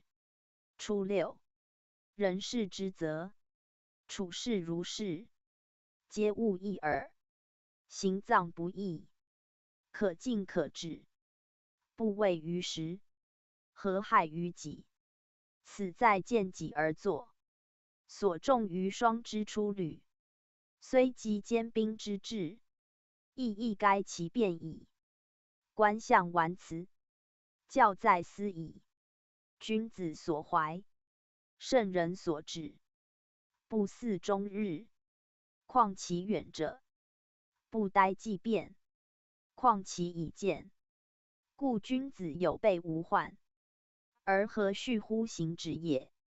宗主父主，义道至身为，而人事则明显，以其成象在外也。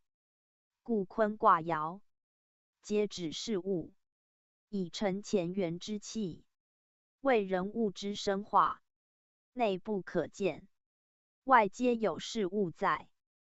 本一名一会，亦须一时之意。见天下事物，莫不有主之者在也。人生有生，物也，而神主之。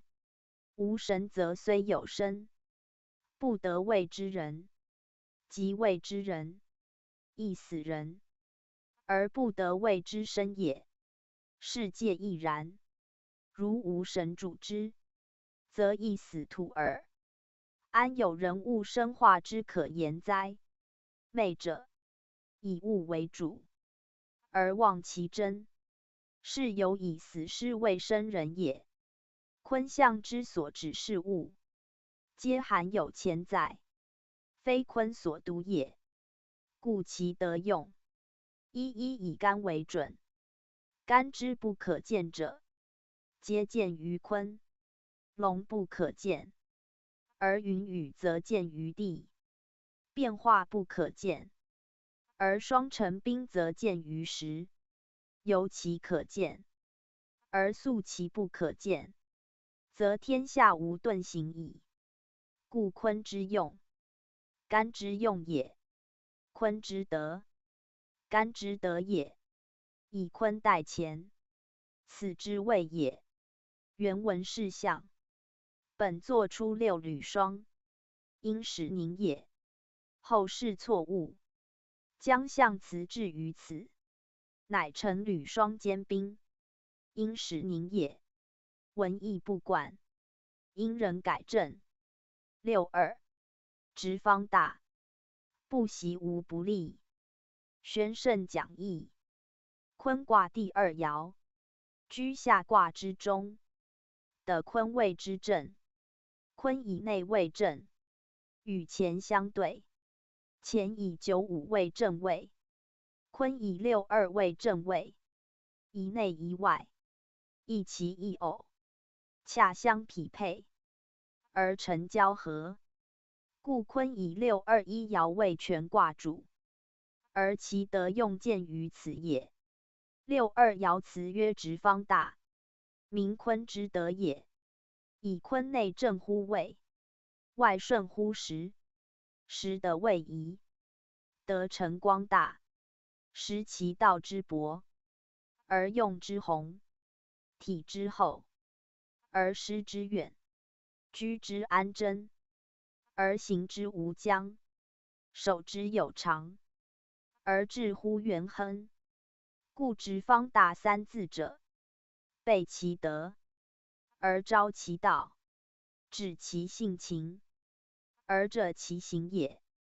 盖盖乎内外，包乎动静，兼乎行脏，近乎上下，无远弗届，无为弗及，遇时当位，道通得利，生成见之事物，终始达乎一极，体用至于中和，消息成于无息。故曰直方大，而见于一切也。夫直者，内有守也；方者，外有位也。大者，德有成，用有达也。以坤之顺境安贞，故直其内，咸亨主力，故方其外，含宏光大，故大其名，博厚无疆，故有司称。正位以为直，在其真境，而能顺承；事实以为方，由其亨利，而达无疆，中正不失，以生成万物，乃能光大，以宜于行。故必有其内，以善其本，广其外，以弘其用，然后沛然莫遇，巍然都峻，以成其大。此坤之德也。而为人之至诚象之，人之至诚，不欠于心，不陷于行，悠久不息，乃抵于诚。此中庸之大化中和也，为圣神极之。故直方大者，成德之名也，成名之功也。所谓浩然之气，大刚以直者，即思象也。直则无曲，方则成刚，大则悠远，皆自治也。坤之62，乃称是焉。故其成德，非有位也，非所作也，自然而然，不虑不思，自治而治，如圣如神，是谓至德。名犹无名，必至诚，乃能及焉，而非以利治之也。故曰不习。成者自成，天道之行，岂待习乎？习则下矣。故曰已成，惟其已成，斯无不成，惟不及习，斯无利害之分，盖超乎人事，出于情欲，纯乎天性，一成永成，故无不利。谓至此计不待为，复无所不为。如川之流，如渊在天，如鱼潜渊，纯乎自然。其德曰玄，无谓之为，无名之名。天地之道，思象之称，故在干曰95，谓天道之极；在坤曰62，谓地道之中。至中用极，其道无穷，是曰至善，为诚可通。故比于圣神，悦于天人。上天之载，无秀无声，是谓成道。成犹无成者也。象曰：62之动，直以方也，不习无不利。地道光也。宣圣讲义，此是闻所言，以明指其意。而要在一动字，盖62，坤正位也。必有德以见于外，方称其位。有位无德，不得称正。而有德者亦以位成，有德无位，不得成名。坤62既有位矣，乃见其德以其动也。静则谓道，动则成德；静则谓位，动则成用。有其中，乃行诸外；有其成，乃见其功。故直而方者，推其内以致之外，行其道以施之事功。此所以谓之德也。夫直以方，天下所共见者，以其至德，而成天下。由夫明得之于天下也，必始于格致，基于成正，而后推之至平，以达乎成人成物之功。至其中何谓欲之道？故不动而动也，非以动为动，故不动而动。坤本至静，而62以动名，此不动而成天下之至动也。以其本前缘之见，谓资生之功，备顺承之真，至韩弘之元亨也。故其动也，成于静，位也，出于无位，而直也方也。天下之所以受其德也，非坤之为之也。其内自直，其外自方，以其至静，乃成至刚；以其至顺，乃成至正。故直方者，非成于直方，其本于治灾之道，以成乎大灾之德。此所谓无成代中，以坤行干之旨也。唯其如此，故称地道。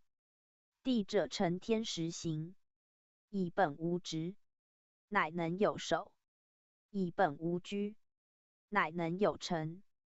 故不假习，而无不利也。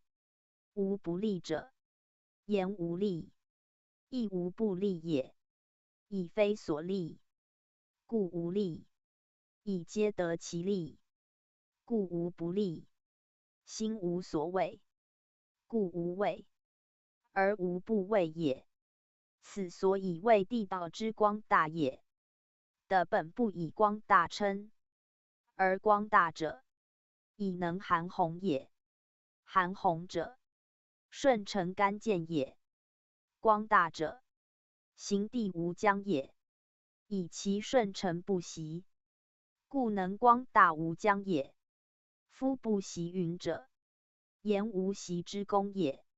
惟其有辍，乃待于习。不辍者，何用习乎？习由学也，温习也，以其未熟，乃贵习也。果不自习，功早熟矣。不习亦无所欠，故不待习而自立天下，以成其光大也。凡物之有光者，必以其精明；物之大者，必以其含宏。精明内充，则发为光；含宏无尽，则名为大。坤之六二，内充其精，外容其物，故曰光大，而成其直方也。人之成道达德也，亦如之。以其至诚无习，故上而高明，下而薄厚。高明为光，薄厚为大。光大之至，悠久无疆。此所以并天地，而称三才。夫乾坤之用，而成君子之名也。故是文之义，明人道也；明君子之行也。圣人之成道，至诚之成德，皆由此见之。而贵在不习也。夫贵习者常人也，未成者也。其实未至也，未当也，则为孜孜焉于所学，兢兢焉于所行，以其于时至，而未当耳。若夫至诚之圣，成德之君子，则非此彼。坤之六二，不下于干之九五，皆圣人之成，君子之德。有谓以资其用，有时以见其功。所谓治灾之道，光大之称，尚何假于习乎？故不习者，犹不习也。古文音义通用，以习与习，本相因而成用也。鸟之非业，必因其以栖；雏之非必，因其未冠。故习也。人之作辍无常，习犹不实，恐荒其业。斯贵习也，皆谓其德之未至，道之未成。不克成无习之功，至诚之圣，故不能无利害之争，而成其无畏之为，无虑之虑。此就最上者言，则不然矣。坤之六二，宜其大矣。坤卦，阴道也，地道也。凡谓之当否，时之以否。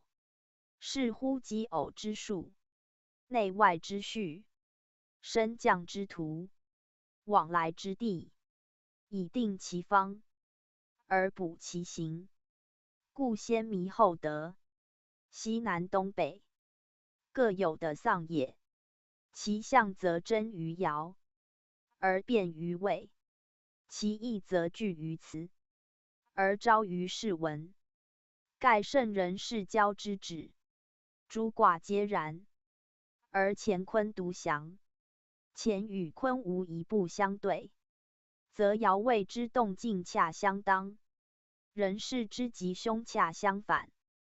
干主阳，而坤主阴；乾从天，而坤从地。故坤卦重内重下，爻位贵偶贵顺，此其常也。治其变，则事事而书用，事得而书方，各以时位为准耳。63.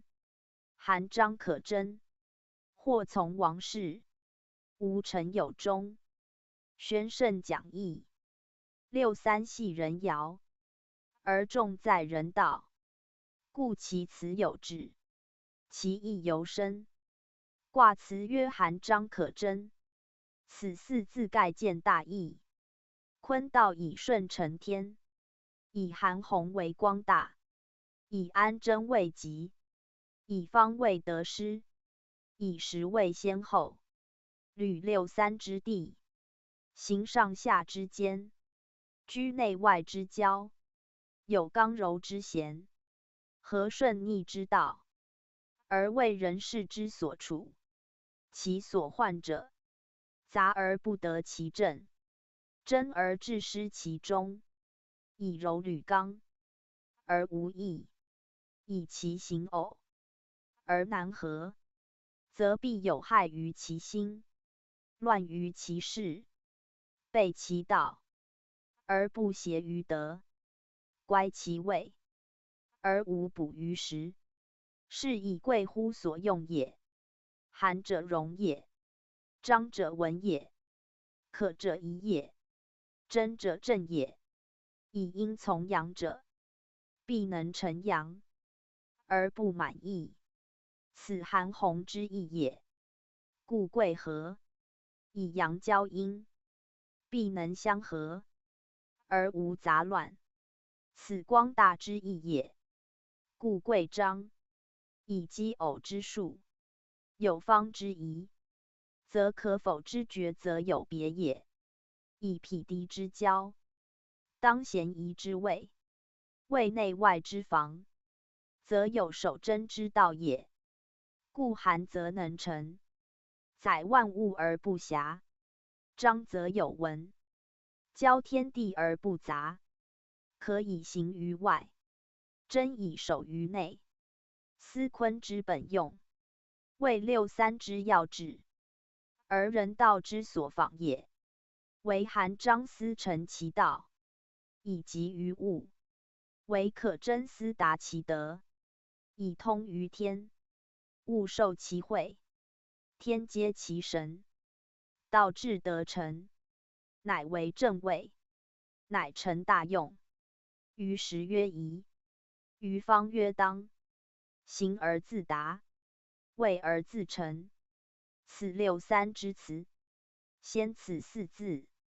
夫坤本地道，而属于臣妻妇女之列；六三又近于天，而亲于君妇夫男之地也。故以所宜之位，定所行之方，用所得之时，从所合之主，则必有其功业，而弗于此爻之真也。故曰：或从王室，无臣有终。以处位，宜从王；以处时，宜后臣；以不得专主，故从王室；以不得先行，故无臣有终。王室者，不必限于字面也。苟合君妇夫男之主，而为其使令者，皆然也。而动者在己，不必皆求之也。故曰惑也。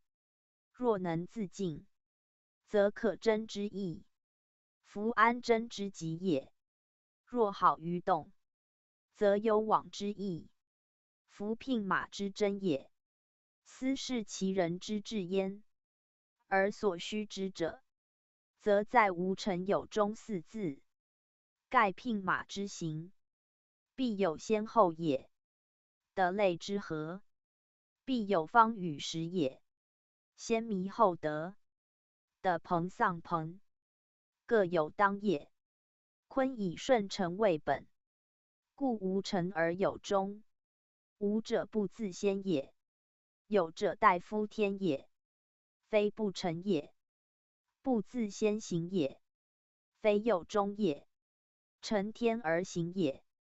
象曰：韩彰可贞，以时发也；或从王室，之光大也。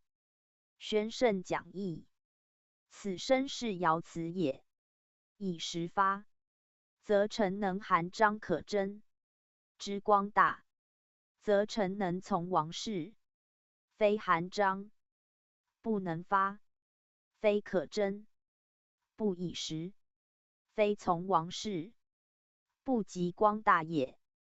坤之光大，以韩弘也。韩弘者，以顺承天也。以阴从阳，而得阳之师；以地承天，而得天之雨。故承其光大也。光大者发于天，见于的也，如日月之明也，天气之和也，雨露之润也，皆所以成坤之光大也。六三一爻，以地亲天，以阴交阳，有可谓也。而必之所先后，视其主从，辨其顺逆，而后全其得名也。故君子处之，或出或否，或行或止，莫不以时，莫不有终。体坤之道，名六三之谓，推的之德，而能含章可贞。苟从王室，亦必有终，以成其光大也。宗主复注，易卦大利，以3、4、2、5、4爻为用。上出2爻不与也，盖出在地下，上出天上，非人事所及。故下始2爻，上及5爻，3、4居中，为人为本体，而2、5则始终也。然此4爻，又分阴阳分合，即3、5为阳，为一合；2、4为阴，为一合。阳自下上顺行，3至5，而以5为主；阴自上下逆行，4至2，而以2为主。故2、5两爻，为一卦内外主位，而3、4两爻，为其臣仆。传所谓2、4同宫异位，2多遇，4多聚；3、5同宫异位，3多凶，5多攻。其意即由此变，主臣既别，功业乃殊。2、5多自主之权，3、4处随从之地，且3之勤劳，为5也；4之精业，为2也。不得其主，则不见其用。故干卦3、4以人道为本，而守戒慎，先干替也。坤卦亦然，以坤之顺承，犹豫待成之意。故3爻含章可贞，而以从主为光大也。含章者，得干之道，为民之真，不比干3也。以坤卦爻阴，3位为阳，阴居阳位，坤的乾光，相交成文，相杂为章，爻显为隐，故名含章。本坤顺承，故曰可贞，以其行也；不比近处，故曰可，以其从前。故曰或从王室，以坤不自先，而爻不自主。故曰无成有终，终成乎5爻也。成为人功，勤为人用，此坤3爻之道，而克称其光大也。而与前9、3，一主一宾，互通其意，亦为己发，亦为人谋，其所持有差，而所欲有别也。此坤6、3爻辞之概义，而为人道所取则者，宜守晚谓之也。弘教复注：坤爻易乾，宜顺行，宜逆行，故也。因此分体用，即先后天，而为后天一切主，为人所虑之道也。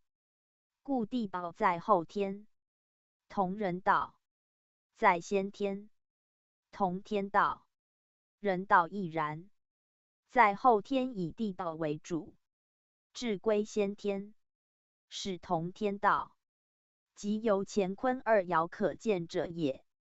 不由地道无以行，不至天道无所归。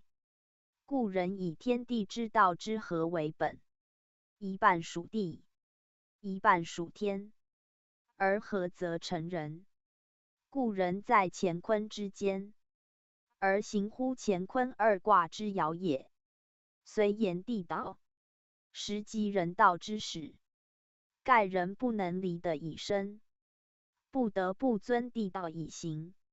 此亦较玄乾坤未则，而是人以所行与所成也。行得而成于天，由坤而归于乾，体用俱全，始终一贯，乃曰道。即人生之路，自生至成道，莫不在此二卦六爻上下。故夫子言之详切也。64. 括囊无咎无欲。宣圣讲义。此言坤为阴，象地，在人象女，其位主内，其用主纳，其道主受成，其时主收藏。故其物象囊，囊以包藏物者，以地成天，而载万物，代天，而生化万类。其薄且厚也，载物不遗不泄，乃称包藏之意，而以囊名。言无所不包，无所不藏也。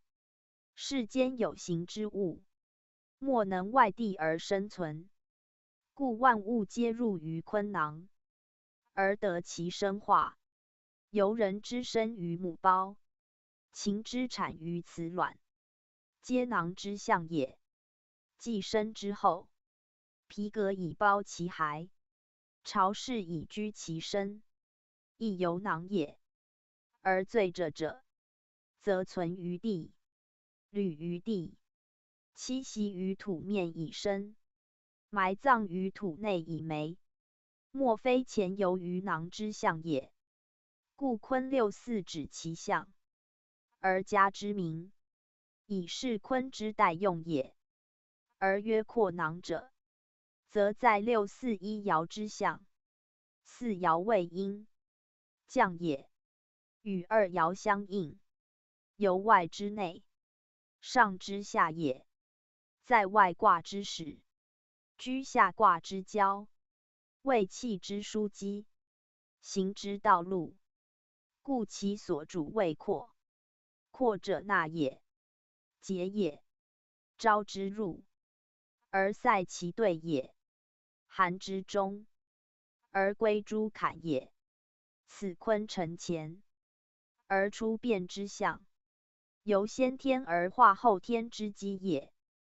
故六四有括囊之辞，而以见坤之用与变也。夫坤者主静，而重在承受；主顺，而本诸收藏。则括囊者，其分也，非出位，何咎？非要功，何欲？虽囊括天下，无则其贪，无于其能，以行所无事，位而无位也。故不任就欲也。不任就欲，就欲亦不至，则以坤之所谓成乎前也。生化之功，干之功也；载誉之德，干之德也。不与功德，自无就欲，以其安贞自处，含章以行，从王之情，顺天之志，乃其道也。干之九三，守着干替之戒；九四记明卑谦之行。坤乃成之，以成其圣，故无咎之名同于前也。此六四爻辞之意，谓坤言，即为人道也。象曰：括囊无咎，圣不害也。宣圣讲义。坤以静为动，以顺承为功，故不以自主，而人不失其主。内有守也，故外有位。其在外卦，纯阴夫乾，而六四未始，纯本干替之意，故其无咎，以胜而不害。此是文之止也。夫爻辞并称救欲，而是文止重无咎者，则以六四之位，系成干之地，为顺逆之途，最易逢救害，设不自胜，以为囊物之功大，而有灵干之嫌，以为行德之无疆，而忘牝马之意，则囊不约，而行无常，内乖于安贞之极，外失于韩章之光，则为失位之战，而成过当之象。此之进而不知退，知存而不知亡，知得而不知丧，贪天之功而不知足，忘坤之意而无所存，是其为救害，皆由不慎也。故贵乎扩囊也。有囊而能扩之，乃有功而莫与争，有德而莫与大，此其无咎，以能胜也。胜止扩也。不害者，不害于前也。扩者因时而扩，非能处太迟盈者不知也。盖当可以囊卷之时，安既扩囊之极，则是将领主，公反为罪。常人处此，不免者众矣。君子必胜之也。唯因势之胜，则知气之将消；唯因机之多，则知物之不任；唯因待干之功大，则知安贞之贵；唯因承天之道光，则知敬顺之宜。故胜者不在失志之时，而在得意之地。不害者，不止无功之计，而只待用之期。故居高不为，行疾不轻者，正见其胜也。事大不逼，勋基不疑者，使成其不害也。坤者成道也，其道也，乃以知胜不害为先也。此是文明指其象，而生其辞也。夫受人师者，必善保之；成人之旨者，必善将顺之；待人而有位者，必至于成全；从人而有行者，必抵于光大。此扩囊之不为救欲也，而救欲不加焉，盖囊之必扩也。是也。即理也。六四之位，为将以辅救二爻之高，必约而顺气之行，又直成干之地，有负厚之物，乃必自守以保之，以服其德，而成其功。故囊括不关救欲，而成德不害于主也。明此意矣，则知六二之利，自私的也。六二者，坤之正位，以六四位之用，其功德所至，则其道高美，而福光大之象，以其行止之胜，功业之不害，乃成六二之直方大，以其扩囊之时，救欲之不与，乃欲六二之不习无不利。盖其德至，道自宁也。人之处此，犹贵乎德用，成德乃达道也。故坤爻之意，皆合干爻之辞，而一一必正之事物也。65. 黄长元吉，宣圣讲义。此爻文简易经，卒名坤道之义前，而正匹乎前也。六五居外卦之中，为阳位之正。坤行至此，恰与前交，匹敌并尊，相得有和，以干为正位，而坤应之；以天为当时，而得和焉。乾坤之和，天地之会，气与行皆，精与神萃，是曰至文。光华远介，内争外亨，元吉之大，坤德之臣，于斯未迈。盖坤者，以顺承前；未用者，则五爻正的干之龙，为坤道之光。如月以日明，水以火蒸，天地应运，万物化纯。乾坤交合，天下光明，未既当矣，时亦已矣。黄中通理，君子所虑，元亨之象，始垂于世。二元之会，乃成上纪，故曰元吉。无以加矣。夫坤者，处下以应上，居内以接四方，为土之象，真色为黄，处得之大，乃位乎中央，行得之远，而承前行，故合曰长，而称于吉祥。以长者，配衣者也；黄者，居中之色也。坤匹前，由长与一，得承天；由中央皆夫四边，天包于外，得居其内。黄以为正色，后天之所主焉。阴阳交而生化成焉，天地交而日月明焉。云行雨施，而万物滋生；霞辉星灿，而成天下至文。此坤六五之象，黄长所争，元吉在上，天下之庆。二元会合，天地流行，一气交通，阴阳并行。此坤阴干之治，而为五爻之所成。在前九五，为阳正位，故飞龙御天；在坤六五，为阴的偶，故黄长以会二元。一虚一实，乃为飞前；一兵一主，乃相周师；一将一身，得用者焉。一内一外，公行俱焉。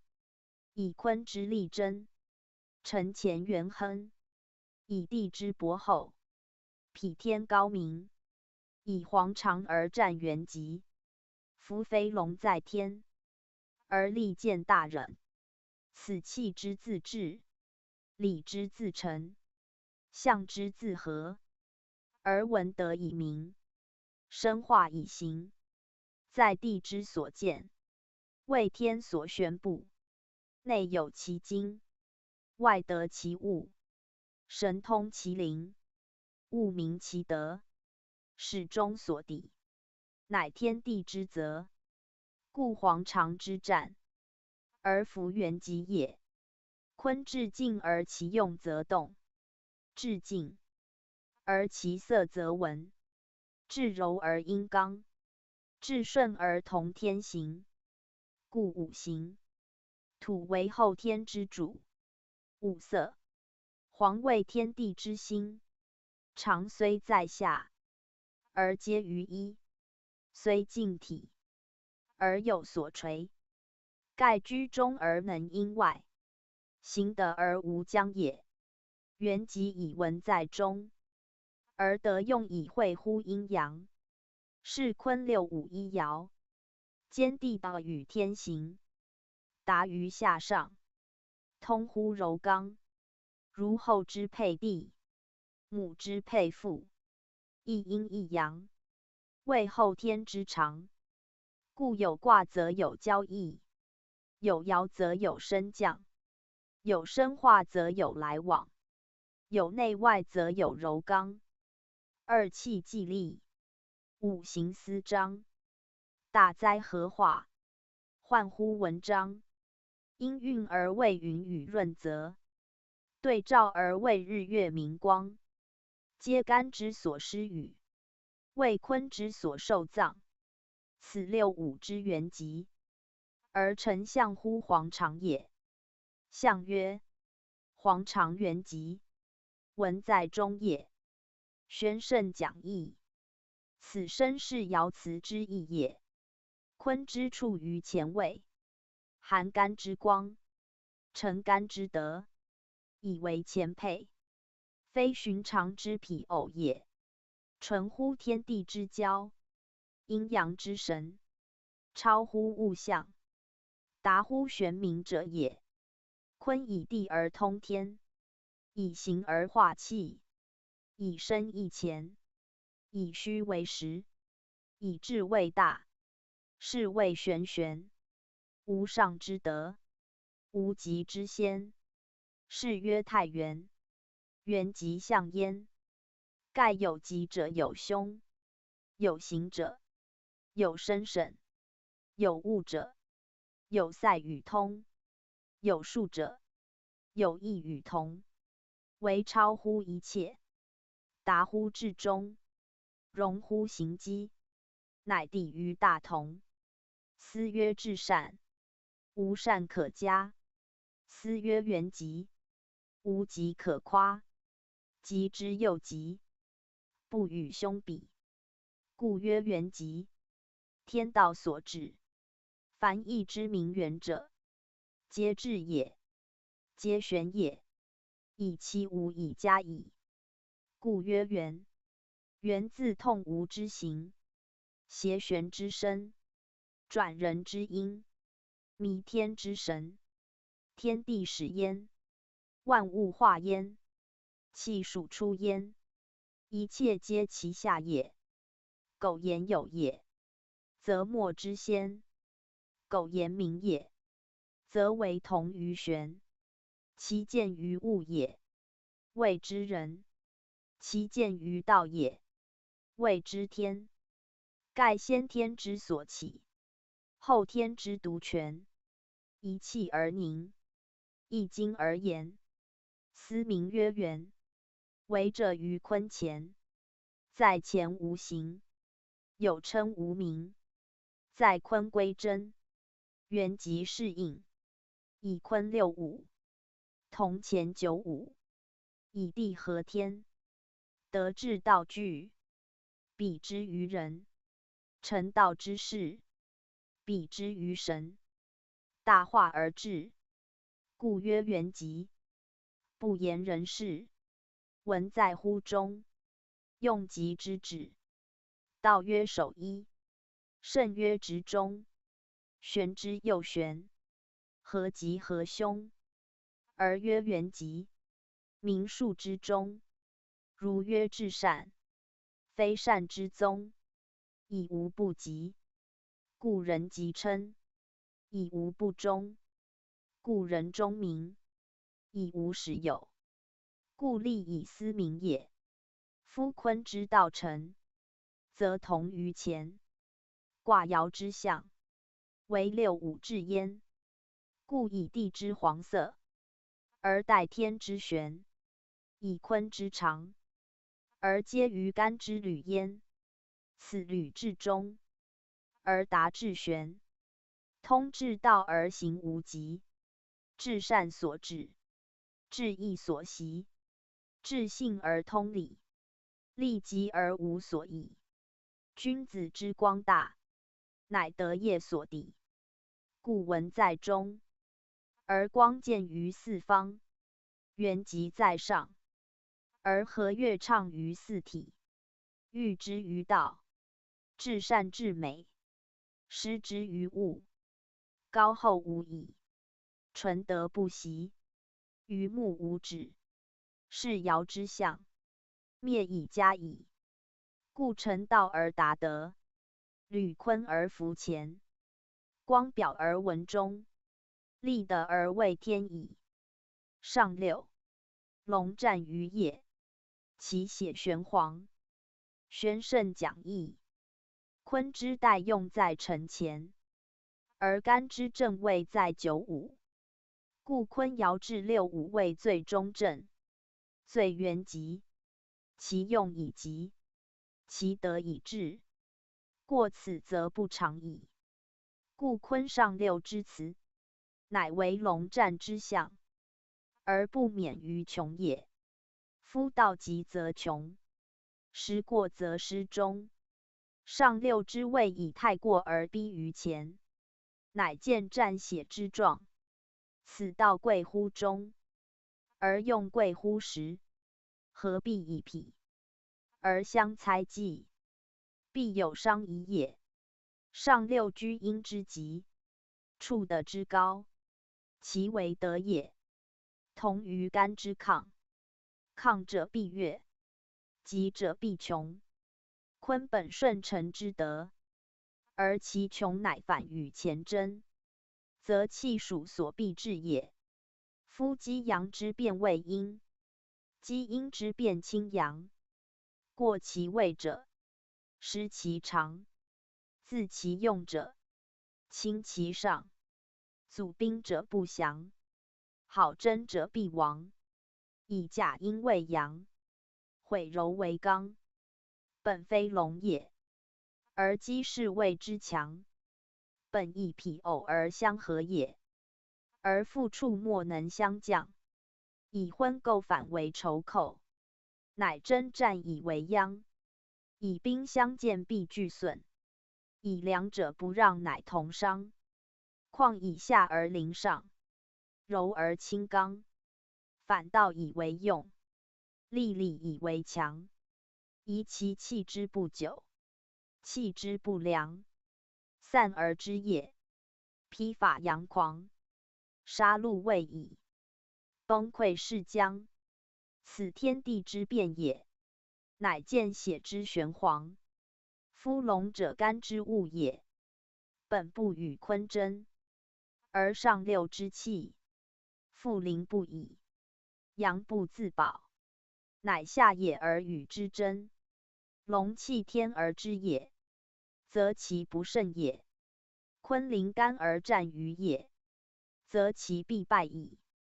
故以妄争而御敌，以轻信而轻身，以龙战之象，天地失其常经，故流血而同见其精。此玄黄之色，为乾坤之所损也。天玄地黄，不同而混也。开天地者，乾坤之源；混乾坤者，天地之血。龙者天也，而战于地；血者的也，而染于天。玄者天之色也，清而无色，不可见也，见则败也。黄者的之色也，正而居中，不可杂也，杂则溃矣。因过其分，乃清阳，阳之不许，乃战于野，而莫肯降。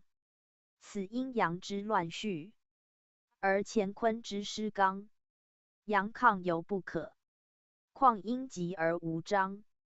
故以相交成相杀，相匹为相克，乃毁生化之功，乃伤代中之德，乃遭两败之害，乃致天地之崩彻。由前缘以始，至兹而终极，亦宇宙之变化，归万古之经历。气失寂而将尽，道失度而将绝。万物归于鸿蒙，一切同于斯灭。行气终于幻化，唯见玄黄之血，是乾坤之以穷，而卦象以不见义。故观象，知穷则变；观物，知极则绝。观天地之所争，而知宇宙之分裂；观龙血之所流，而知元气消歇也。故地道以终为义，天道以生为趣，以交合为生化之功，以战争为败亡之器，以仁者昌，以乱者废，以气得中为常，以道过时为败，以纯色为易主，以杂陈为将溃。此坤上六之辞义气所必至，终始乾坤之名，皆以龙明其意。乾隆以资其始，龙战以终其事。权益生于乾坤，万物本于天地。大灾12爻中，宇宙无尽世纪，循环有升降之途，来往谐消息之理，缩于二卦之中，备于两元之理也。象曰：龙战于野，其道穷也。宣圣讲义，此义穷字，扩尽一切，凡天地万物，皆由之以穷也。盖坤为阴之主，万物之母，而成干以为生化者也。今不承顺干且临逼之，以与前战，则生化之积习，而万物之命绝矣。故曰道穷。言天地皆以道生，道穷则天地且尽，何况物乎？此上六一爻，谓天地之穷，亦万物之穷也。其祸皆由于阴极，而阳不任受也。阳之与阴，必相含育，以成彼偶，乃不失其序。阳既不能止阴之上犯，复不任受其临逼，降而与争，则阴阳皆乖，而刚既已失，道之穷也。不亦宜乎？道者道也，失其进退，何以举足？此不能行而同毁也。故阴者，不可长也；坤者，不可先也。动静刚柔之道也。阴长于阳，则不能顺阳；坤先于乾，则不能随干。先迷失道，悖逆争强，此终成战败之象也。果战而胜，则阴阳道直，天下无此理，故战必败，而同归于尽也。夫阴之不能先阳而自动者，非有所至也，乃气属生化自然之序也。太极之先，无所分阴与阳，而元精之动，则为阳气。故阴者后阳而生，如善与恶，吉与凶，其谓兆也。无所分，而纯一之德，中和之精，则为善与吉耳。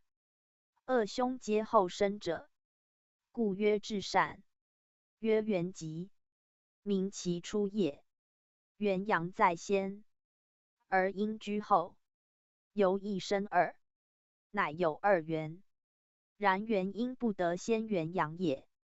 果以后天生化言，则阳自阴出，如子生于母；若以先天本来言，则阴以阳成，如月以日明。言道者必探本，不得以后天分先后也。故先天之象，可名纯阳，不可名纯阴。由性之为至善，得之名元吉也。此生化定则，非人能谓之先后。苟为是则生化绝，天地毁，阴阳尽，而宇宙混沌矣。然人复于先天元阳之境，阴气且消灭无存，必待元阳一动，而后阴复生焉。此变化之序，不得错也。苟错之也，则两仪不得分，太极无以成，而混沌中不复明矣。故阳亢所害者阳耳，无与于阴。阴极则害加于阳，而迁以俱尽。此龙战之象，不见于干上九，而见坤上六也。以阳不与阳争，而阴则必争于阳。阳极则自变阴，而阴则必以阳战而后变。此亦生化之道不同也。坤之上六，穷必变矣，而乃先与前战，不似干上九之自毁而已。未尝与坤战也，盖干上九，尚未有坤之敌体也。上九而后，始成坤象。坤至上六，遂反而临前矣。此亦处世之书也。且阳主升，阴主降。阳者顺行，阴则逆行。一顺一逆，相遇成战。此后天之象也。若先天则无之。故坤上六以急而逼前，干上九无所逼坤也。顺逆之情既异，而战争之祸，乃亦因急而起也。故事之至也，不有征伐之事，其乱也。始见战争之端，以阴盛，则逆行而犯上也。故善者无令，急者无悔。天下之理然也，阴道之不可长也。如此以六五之正，而过则成上六之灾，甚哉其不可过也。果守中不失，居正不偏，则以黄常独者其色，统天下而同归，夹万物而同化。坤得志以尽矣，奈何有玄黄之杂，未战血之殃哉？地者后天当万物之主，为中正之道，以其能代天也。黄常在下而通天，居中而御外，为一切之所养者，见其手中至义之德也。失中则失德，失德则丧位辱身，相连而极，甚以用之不可过也。君子观于坤上六，则知所敬矣。用六，立永贞，宣圣讲义。义道以阴阳交合为主，而往来必有所极，极则必变，故其行也，循环往复，以至无尽。而乾坤二卦谓之纲领，阳极变阴，则干变为坤；阴极变阳，则坤反于乾。此定序也。坤爻至上六，其道以穷，其数以极，则变而知干。为坤消以复于干之象，以其有坤元存，不随数而进。卦虽消，其元不灭，则坤之代用永不失。故有用六之象，以见坤元永存也。干至上九消而为坤，而乾元不灭，乃有用九之战。坤至上六，卦爻俱尽，而用六，亦如干之用九，以示阴阳二元，非随行物生灭者也。曰元，曰用，言元之无形，而用可见也。卦爻形也，用者无形而见于有形。64卦，为乾坤，有此象焉，以元气之存于天地也。用六者，坤元本来之用，与乾元同不生不灭，而以成德之德用者，故曰立永贞。永贞者，常保大地之德，而独具安贞之极也。以坤本敬顺之意，谓成干之行。而坤元则其体也，其用犹先于坤卦各爻。坤卦爻之德，皆虑循之而成用。然卦爻因时谓之意，则功用有殊。若用六，以坤元之德，无时谓之差，其见于外也。恒悠久不变不二，此所谓利永贞也。坤虽以象未得，而坤元始终如一，故能恒永悠久以不息。此同前元之德也。二元皆至精至一，永久不易，至忠至诚，至善至极，以达无尽也。唯其保太和的长生，与太极同体用故也。此用六之象，在卦爻之外也。天地虽大，以形而有生灭，以数而有消息，而元气不以形生灭，不随数消息，故能永贞且立也。此天下之至德也。夫坤之数以六为用，亦本元气之用也。坤六乾九，即二元之本用，为阴阳之至用也。不独乾坤以其用成用，其他各卦皆然，而独乾坤二卦为主，则以用必依事物成，而生化之主，必属天地也。故用六者，凡阴卦之所同秉也，而皆本于坤。坤之用六，非限于一卦六爻，而坤元之行，亦非止于一卦六爻。故用六之象，超坤之上，而包括坤以下之卦爻也。则此所谓利永贞者，不仅为坤言也。凡坤类之卦，皆得引之以为战也。故用六之战，坤元之德也。犹用九为乾元之德，而非干之所独有也。后人多误指为乾坤之变利，拟复立上九上六二爻者，昧乎二元之在二卦先也。二元即两仪也，二用即两仪之德，八卦所自出也。故亦特拈出于乾坤二卦之外，以明其大用，是其至德也。象曰：用六永贞，以大忠也。宣圣讲义，此言永贞之利，异乎他利，而用六之用，别于他用也。卦辞之称大者，为干当之，谓其无外。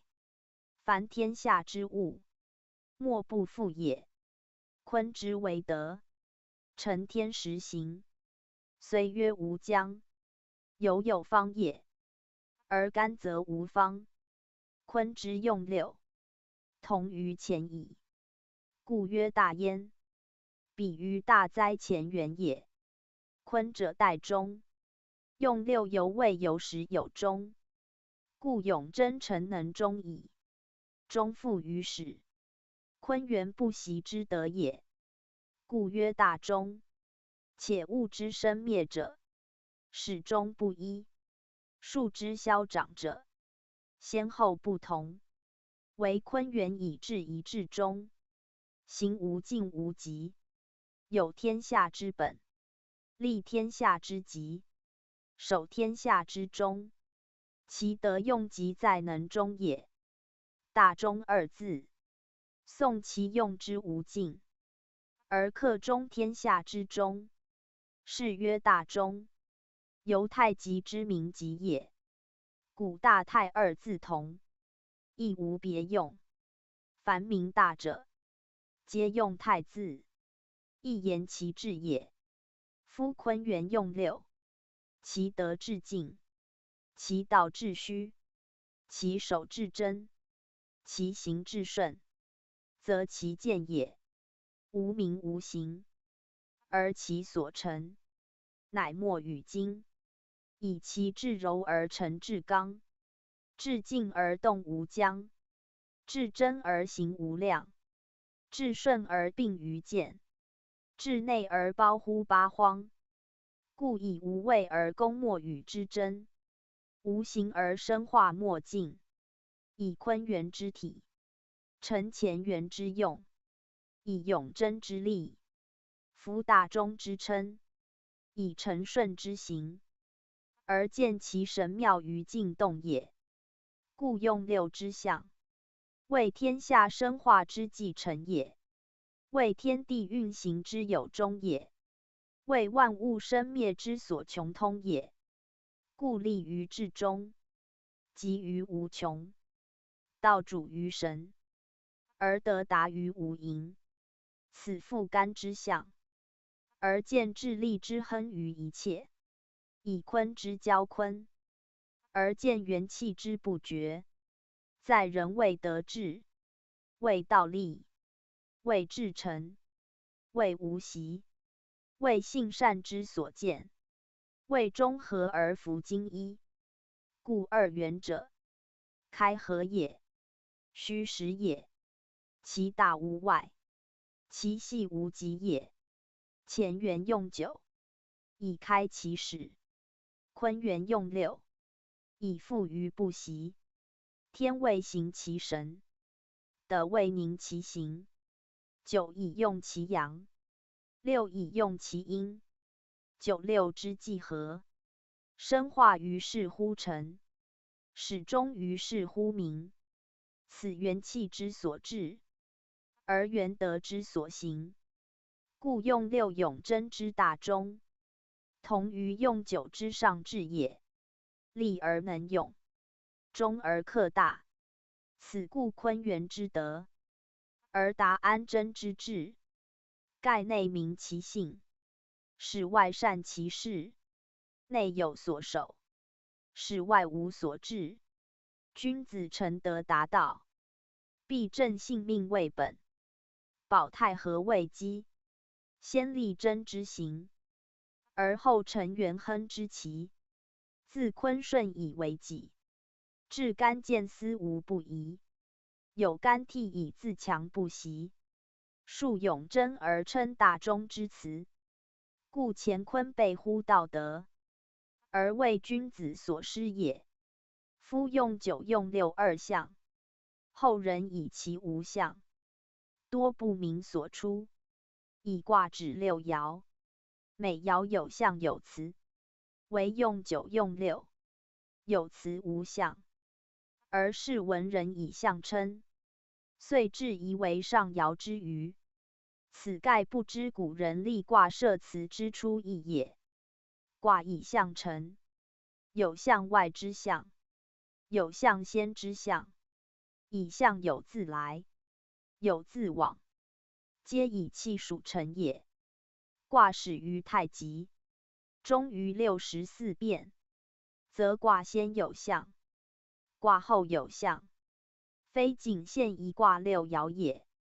如实有先后，的有象备，行有来去，皆此气也。而象亦焉，在乾坤之先，有所以成乾坤者；在乾坤之后，有所以成乾坤者。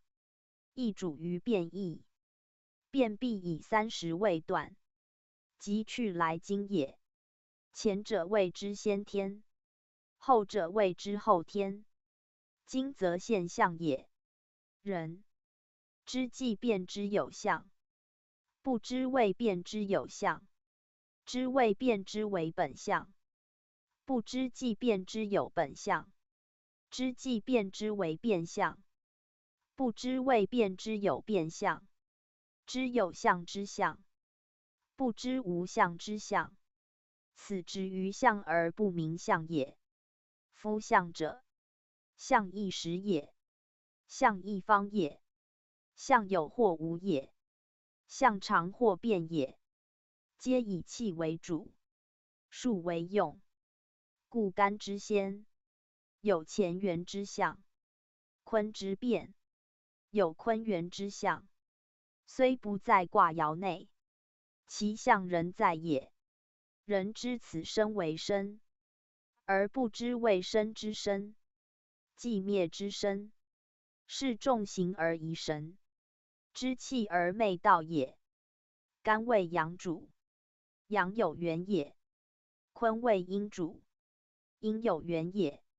元者气也，道也，无形者也，而有用可见，以无形，非真无形，乃非现今之形也。八卦未成，有四象两仪太极之形；天地未判，有先天浑伦之形。特以八卦既成，不见太极一象；天地既判，不见先天浑伦，故曰无形也。彼气与道，未尝无也，故有乾元坤元之象在也，而元不见，以其用名，用九用六用之见也，不独元之用，即乾坤大用。盖乾坤亦由元成，其德亦以元用为用也。故在乾用九，坤用六，而阳非乾，亦用九；阴非坤，亦用六。初不以乾坤现也。凡爻之、干爻图者，皆用九，皆乾元也；爻之、阴爻图者，皆用六，皆坤元也。乾坤有限，而用九用六无限，偏于64卦也。为其永存不变，为其真体也。故乾元为干之先，坤元为坤之本。形生而神仍存，气毁而道不坏。故用九用六，不随乾坤卦爻成象，不因乾坤卦象生灭也。夫用六之见，在上六之后，则由坤卦之皆变也。六爻尽变，乃同于乾，然非乾也，坤元之真也，如乾元之超于干卦也。故卦爻六有六变，至七变乃还原，以气数皆极，极则变，变则复也。坤亦乾者，阴生于阳也，极则还于乾，而与未生时同。然乾元则非与坤同，以太极之初纯阳也。干虽变而未坤，乾元自不变也。故坤元与乾元有异者也。以乾元所反于太极之初，坤元所反于干象之始，人成两仪之象也。故在坤用六，而曰永贞曰立。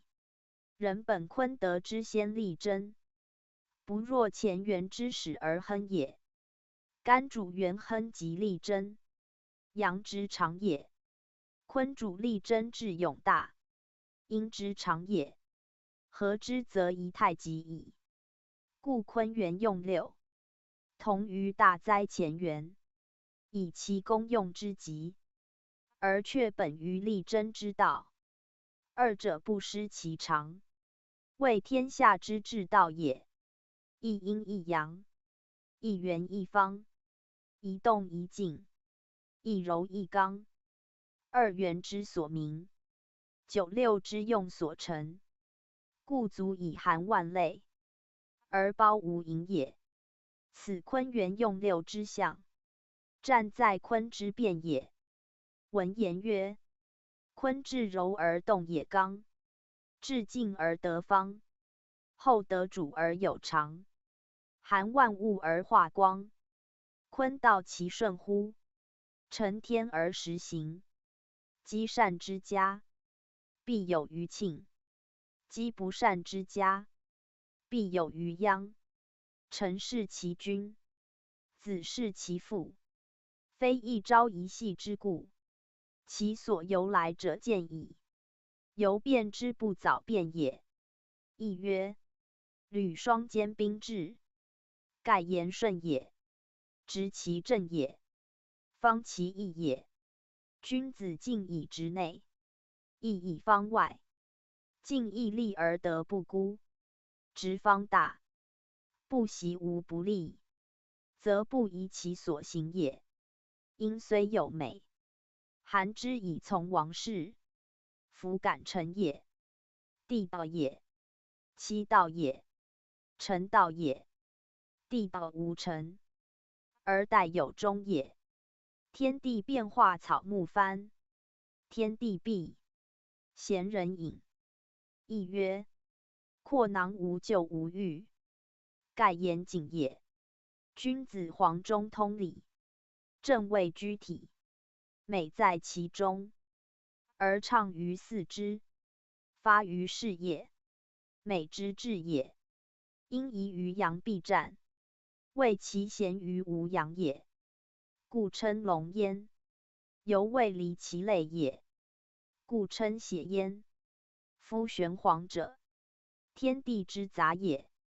天玄而地黄，玄圣讲义，坤卦文言，亦犹干之文言。以此有未尽，亦有未达者，乃申数之于文言也。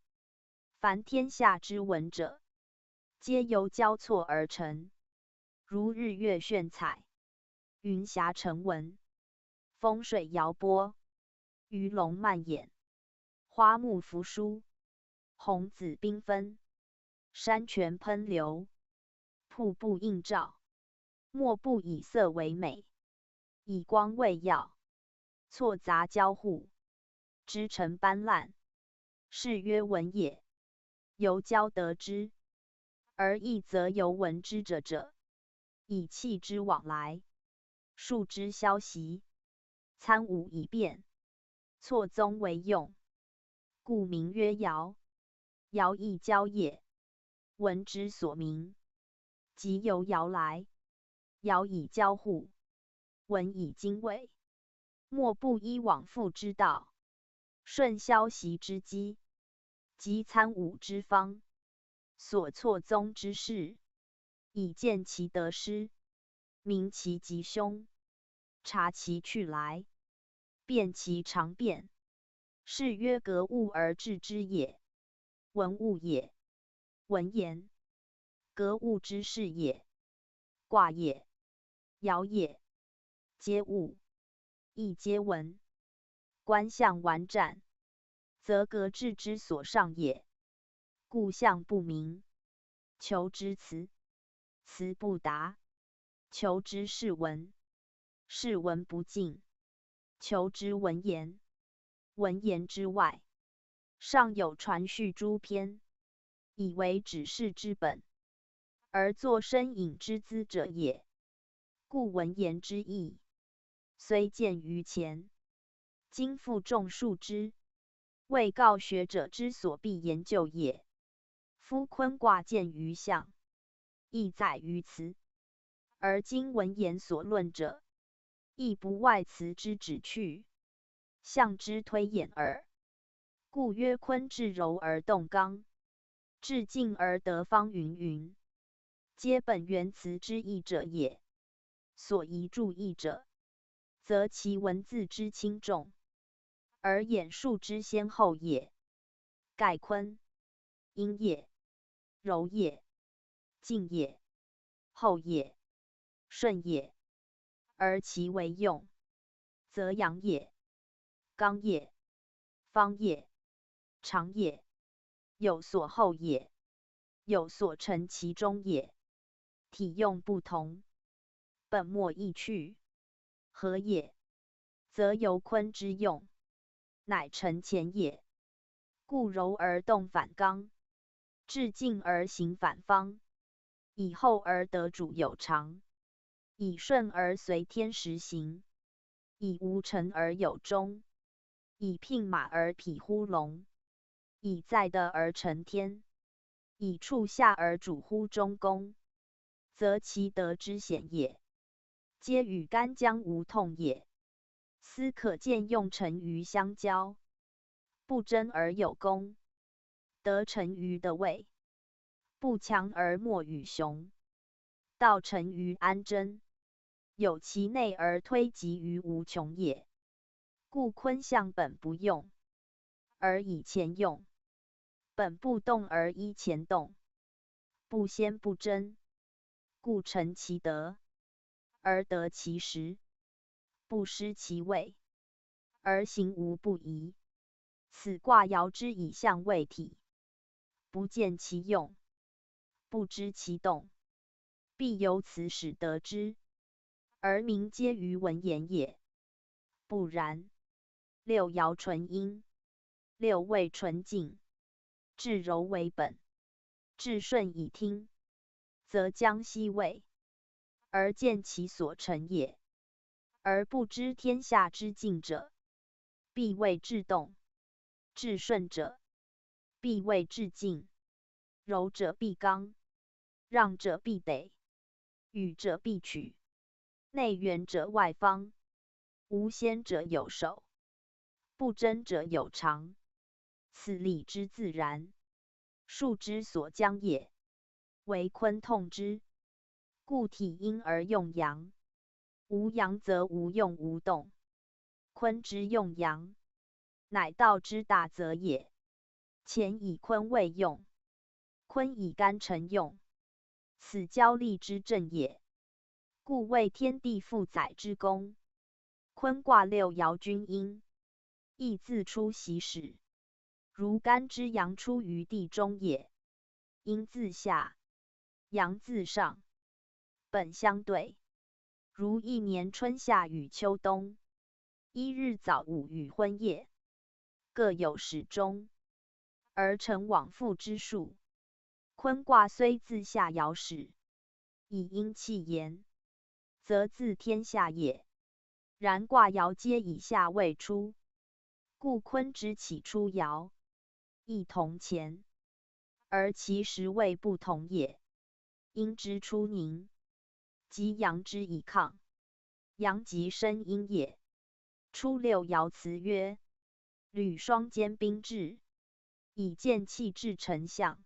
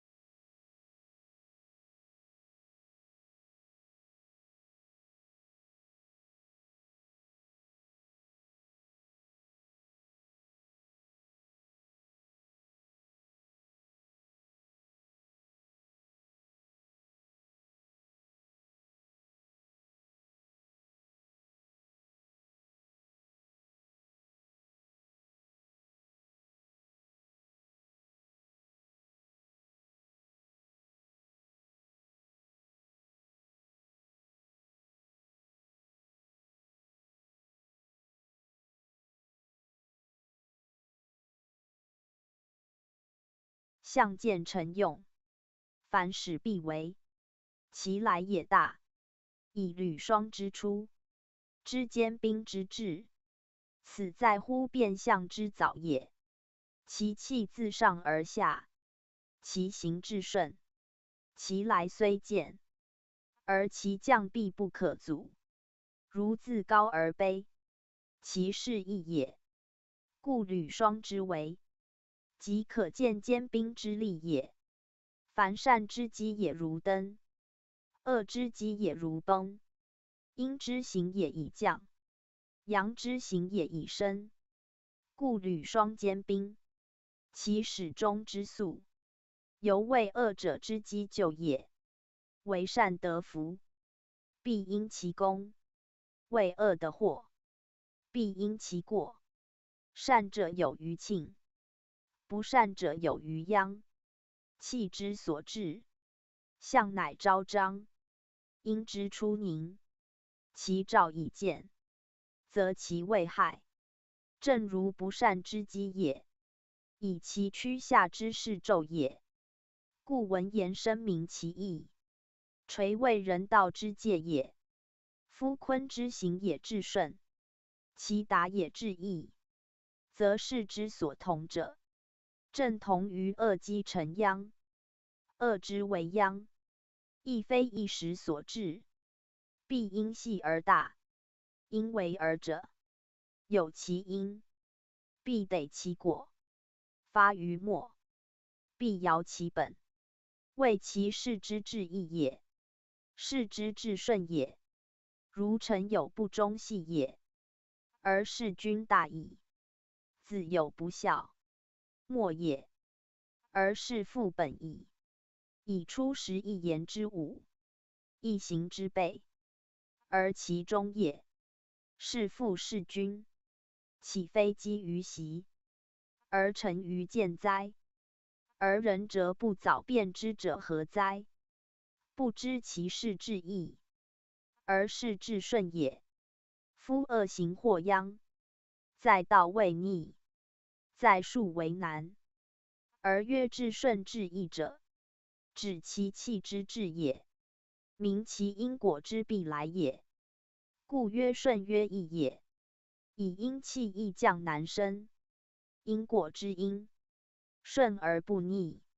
如为恶之细微，而成过之必大而者也。唯居子见此之比，不以小而忽之，不以细而狭之，不以无知而宽假之，不以姑息而放任之。为其善之不易积，而恶易成；为其庆之不易逢，而殃易见。故于阴气出凝之时，履霜而未坚冰之寒，则介于恶念乍生之时，不孝不忠，而惧弑父弑君之祸，其道皆逆，则其行也反顺；其术皆难，则其成也反义。故见为之助，见小之惧，因髡之出六，而近于人道之始也。夫人道不外善恶，人行不外伦常。以身为身，必因于阳；以情复性，必本善良。以身为亲上，而积德是吉，成道是旺。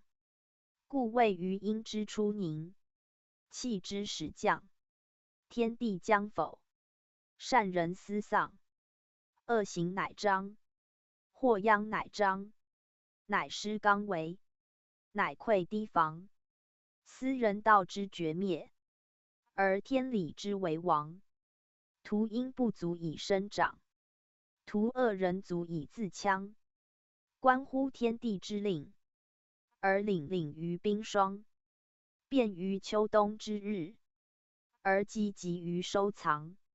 以知见之足贵，而思患于预防；以见机之不肆，而戒慎于毫芒。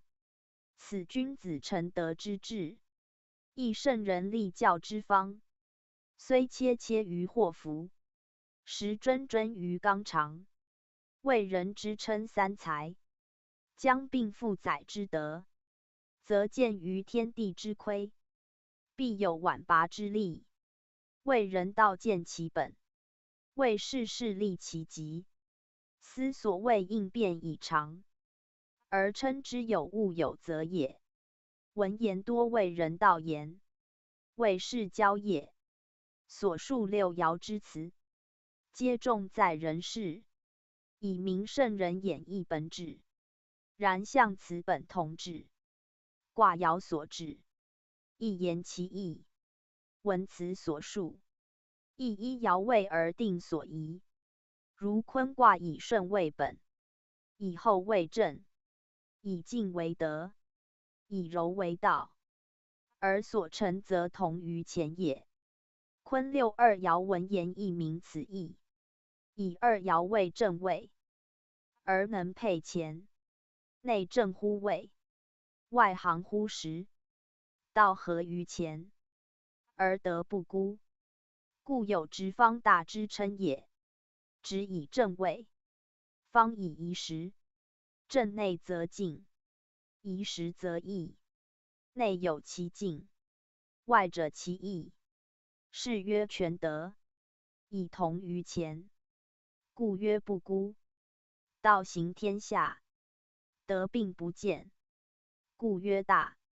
前言大者，干之称也。为坤克成前，故曰大焉。由其正位而不自义，宜实而立于物，其德乃大，其气乃盛。以行而不争于前，治而不负于前，始终相合，行止相协，相得益彰。为上所重，为主所宜。无所凌逼，则功高不济；无所诽谤，则德志不缠。故其行也，无见已矣。为其不失敬意，成其直方之名，有其功德，成其大，虽不相袭，亦不疑，以其无不利也。言于己于物，于上于下，无不利也。所谓不习者，在意己言自成也，在对人言不暇也。自成则能信于外，不暇则无犯于人。故曰不习无不利。夫人之不克成者，必赖于习，以求其信；不立德者，必视其习，以求其敬。唯君子不在事中求之，为其自正以敬，宜实以义，同上以成德，立物以成大，不呆习而自信，故所行不疑也。此一字，恰与上六之一字同义，皆指前也。坤道本无所行，而行也必成前。若为干所宜，则其行也必有害。以不合德，则相猜忌，而必战争。战争则皆毁败。将何所成？是宠则骄，是攻则逼，是势则凌，是德则妒。凡有所事，必生猜疑，立反为害，弗反为祸。虽日习进，月见其恶矣。六二之不疑者，未能尽义也。守位不越分，谓之敬；行时不先主，谓之义。此直方大之所以明也。故不呆习，而亲信自家；不呆求，而行无不利也。斯君子之行也。直方大者，德之至也，道之至也。有柔有刚，能内能外，有功有用，宜上宜下，故曰成德之事，至诚之欲也。为坤六二当之，故不习而过于习也。上何宜乎？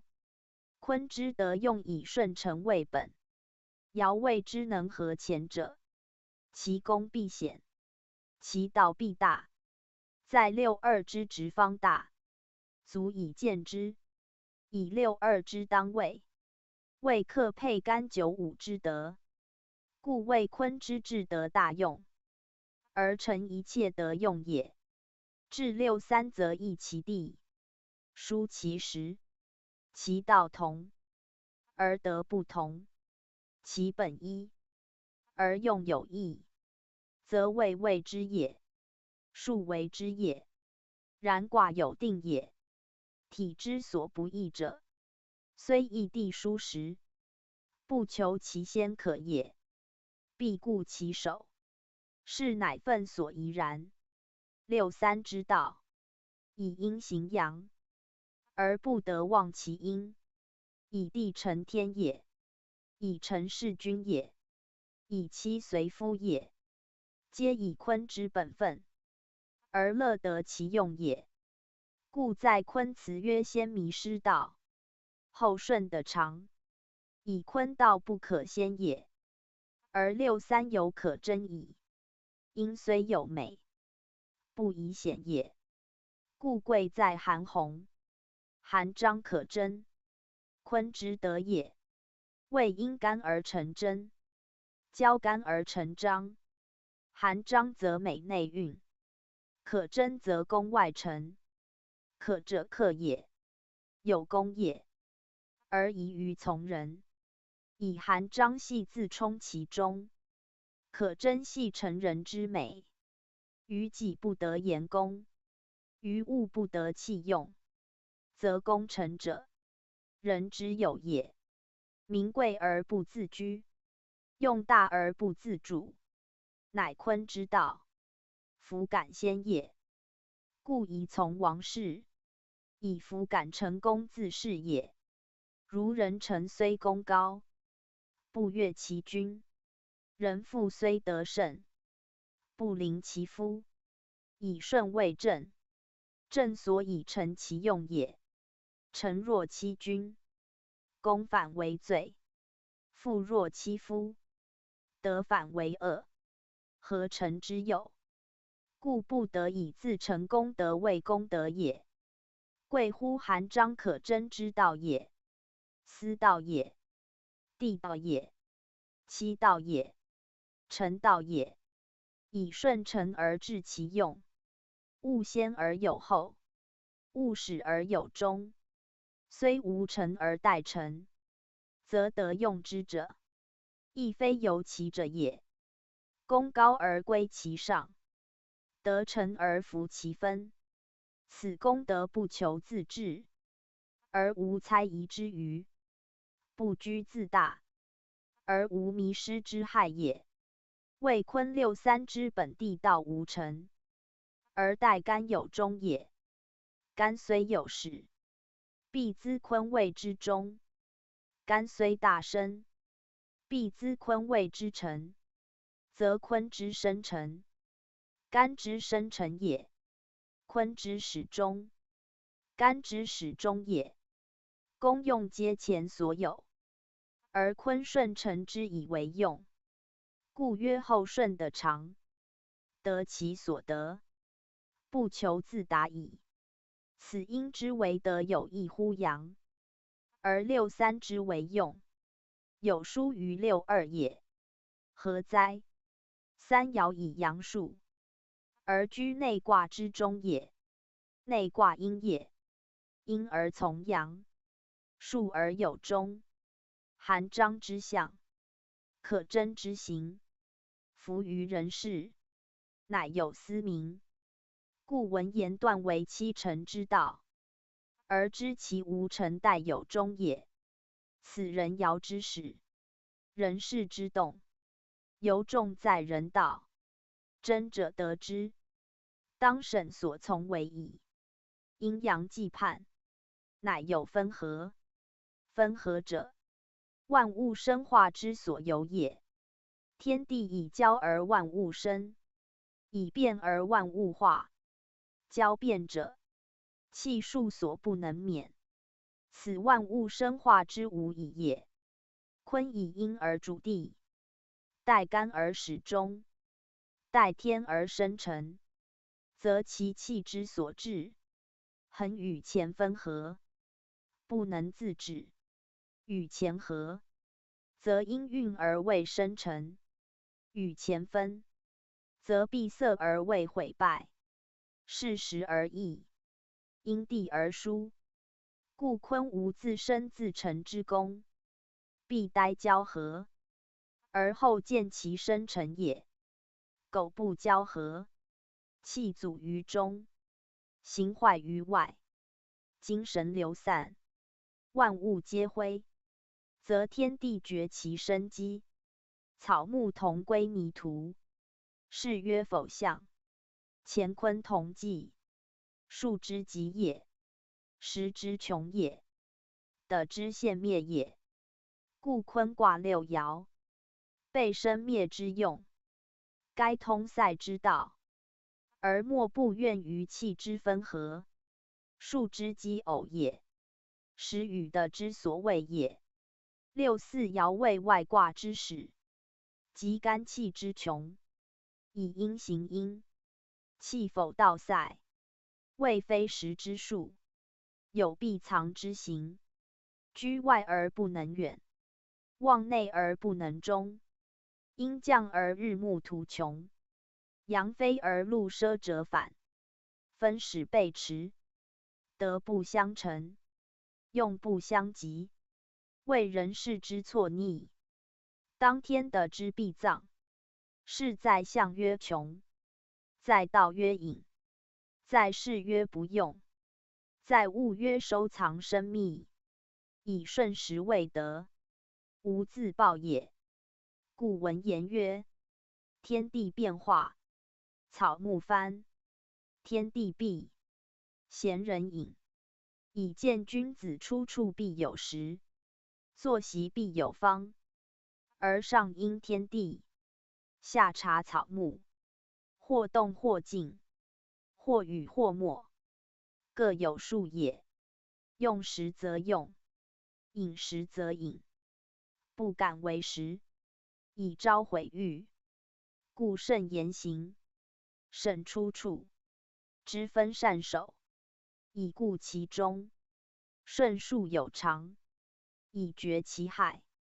此象辞之为阔囊，而不甘就欲也，谓其能谨耳。夫六三之谓，以交有可用，止不可先耳。六四则不交不通不用不读不先，且不以有味，故为自反，以生密自保，不复为救欲之谋，而防之为谨，守之弥固，彼之阔囊，以引为。故不显其德，不争于物之欲，不图于术之欲，故宁无闻；不息于欲，故宁无成；不离于咎。此顺时之哲，有所生虑，善道自守，中藏永固也。故在坤道，本以安贞为吉，而处六四，有以静谧为度也。天地不自见功，况人物乎？阔囊者，内有所藏，外有所守，非空囊也，非图阔也。以自出六至此，气以内充，德以先成，用以类者，功以积称，而逢时之不及，未持满之必胜，渐渐击之必早。因履双肩兵之训，知辨别之当明，乃知急流勇退之为正。故阔囊为善藏，未能有其道德，而克循乎法度，不以救欲为怀，而亦无救欲也。以道全则无救，德玄则无欲。君子以真义之道，行谨约之趣，以天地之弊，而隐遁是其序也。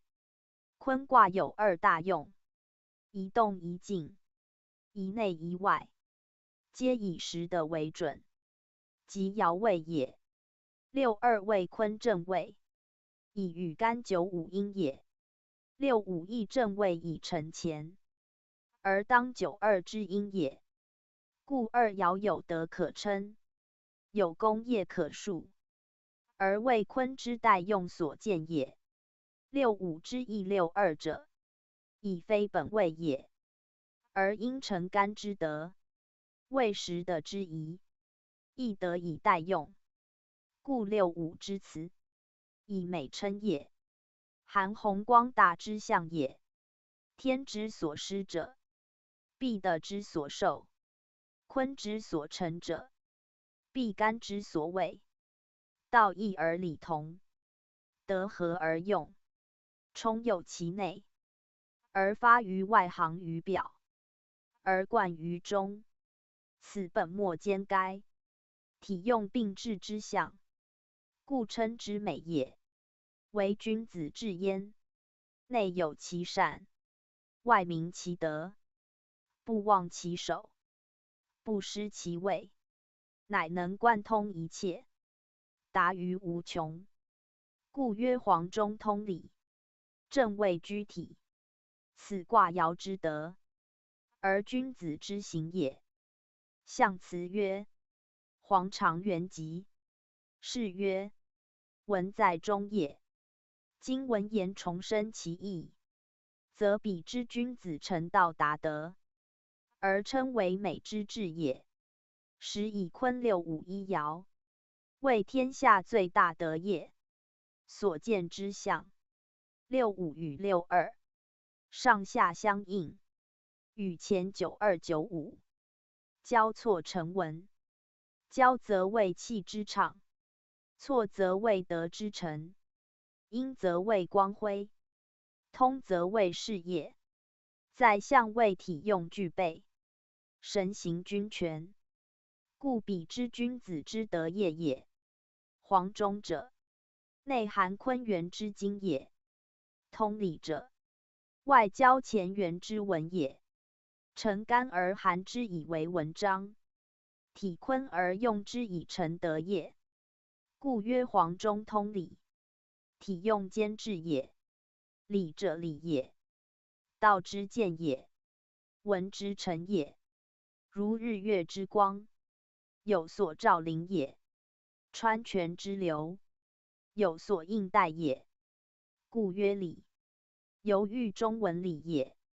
人生之脉也，草木之络也。凡物莫不有其理也。天虽广，星辰不乱其行；德虽厚，山则不革其气。以有理也。理成于自然。见者曰法度，所由来者，道也。道由路也，故有理可循。而天下之物，莫不循之以行，以其出乎自然，达乎一切也。而因交错乃见焉。曰文曰理，皆在交错之后所见也。文者明也，理者实也。昭于万物曰文，聚于一身曰理。圣人立仁义之道，而以仁义之行，必有交错，更立为理。理即理也，仁义体也，理用也。仁义不可见，理则者焉。仁义为其道，理则得用所施焉。理者，律也，利也，利也，利也。凡有动静行止，莫不有理，故曰理。理也。言一切待之而理也。以交错必有理，使有条不紊，无则妄乱，不复其序。故理者，自然之序也。有理使能交错，成其分合之用。无则相害相悖矣。万物并育而不相害，道并行而不相悖。小德川流，大德敦化，犹有理也。人之处世皆物，莫离此理。故通理者，克成其德，遂其用也。黄忠者，有其体；通理者，遂其用。黄忠，谓之达道；通理，谓之成德。以黄忠之意，即老氏黄庭之说，至忠也，报义也，止至善也。通理者，即尧舜葛禹之说，用忠也，成仁也，明明德也。故学者，贵格致，格致则通理也。内有其道，外治其德，体用不二，则施用不穷。道德并治，则事业立达。斯为美矣。斯为美之治也。以美之由衷达外，由心以畅于四肢，而发于事业，其美可谓治矣，无以加矣。由其克黄忠通理也。故在战曰元吉，在辞曰文，在文言曰美，皆指此也。皆以六五黄常之德用，为坤之代用也。交错而不失其序，生成而不出其位，通天而无畏，成干而无疑，克成大用也。此君子之能以事业称美也。过此则有失矣。故六五文言，明指君子之正用，而立人道之宏规，礼之所明，礼之所生也。人道以礼成用，而天下以礼成治。此亦生于履卦辞，可参读之。凡极则变，变其类也。虽变而不能全变，则犹未离其类。此疑似也。积阳疑阴，非真阴也；积阴疑阳，非真阳也。以其太盛，凌夺其气也。坤之上六事也。上，六阴之基也。其气已盛，乃宜于阳。宜者有数义，亦为嫌疑，谓相猜忌也；亦为疑似，谓相比拟也；亦为疑虑，谓恍惚不定也；亦为疑忖，谓蒙昧不明也。皆谓不合之象。有疑则必真以气相逼，不克自已也。内存猜忌，外见希耳，彼此相及，利害不同，乃真战耳。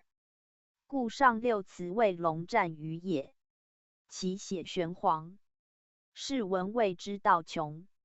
文言生其意曰：阴宜于阳，阳贵阴贱，干高坤卑，今坤上六，气拟于前，非真前也。干既不受其凌，坤又不能自降，乃相争矣。战之发，谓阴之盛也。阴虽盛，不得过于阳；虽大，不得超于阳。此天地之分也，尊卑之序也。故阴太盛，阳必与争，而后成战。战者未分胜负也。阴虽盛，不得无阳；无阳则阴不独存，以坤之成干而后行也。今不成干而欲亡之，是无阳也。无阳则天地灭绝，神形灰烬。故象辞虽当亡阳之际，不谓无阳之名，乃假称为龙，名其有阳在也。龙阳也。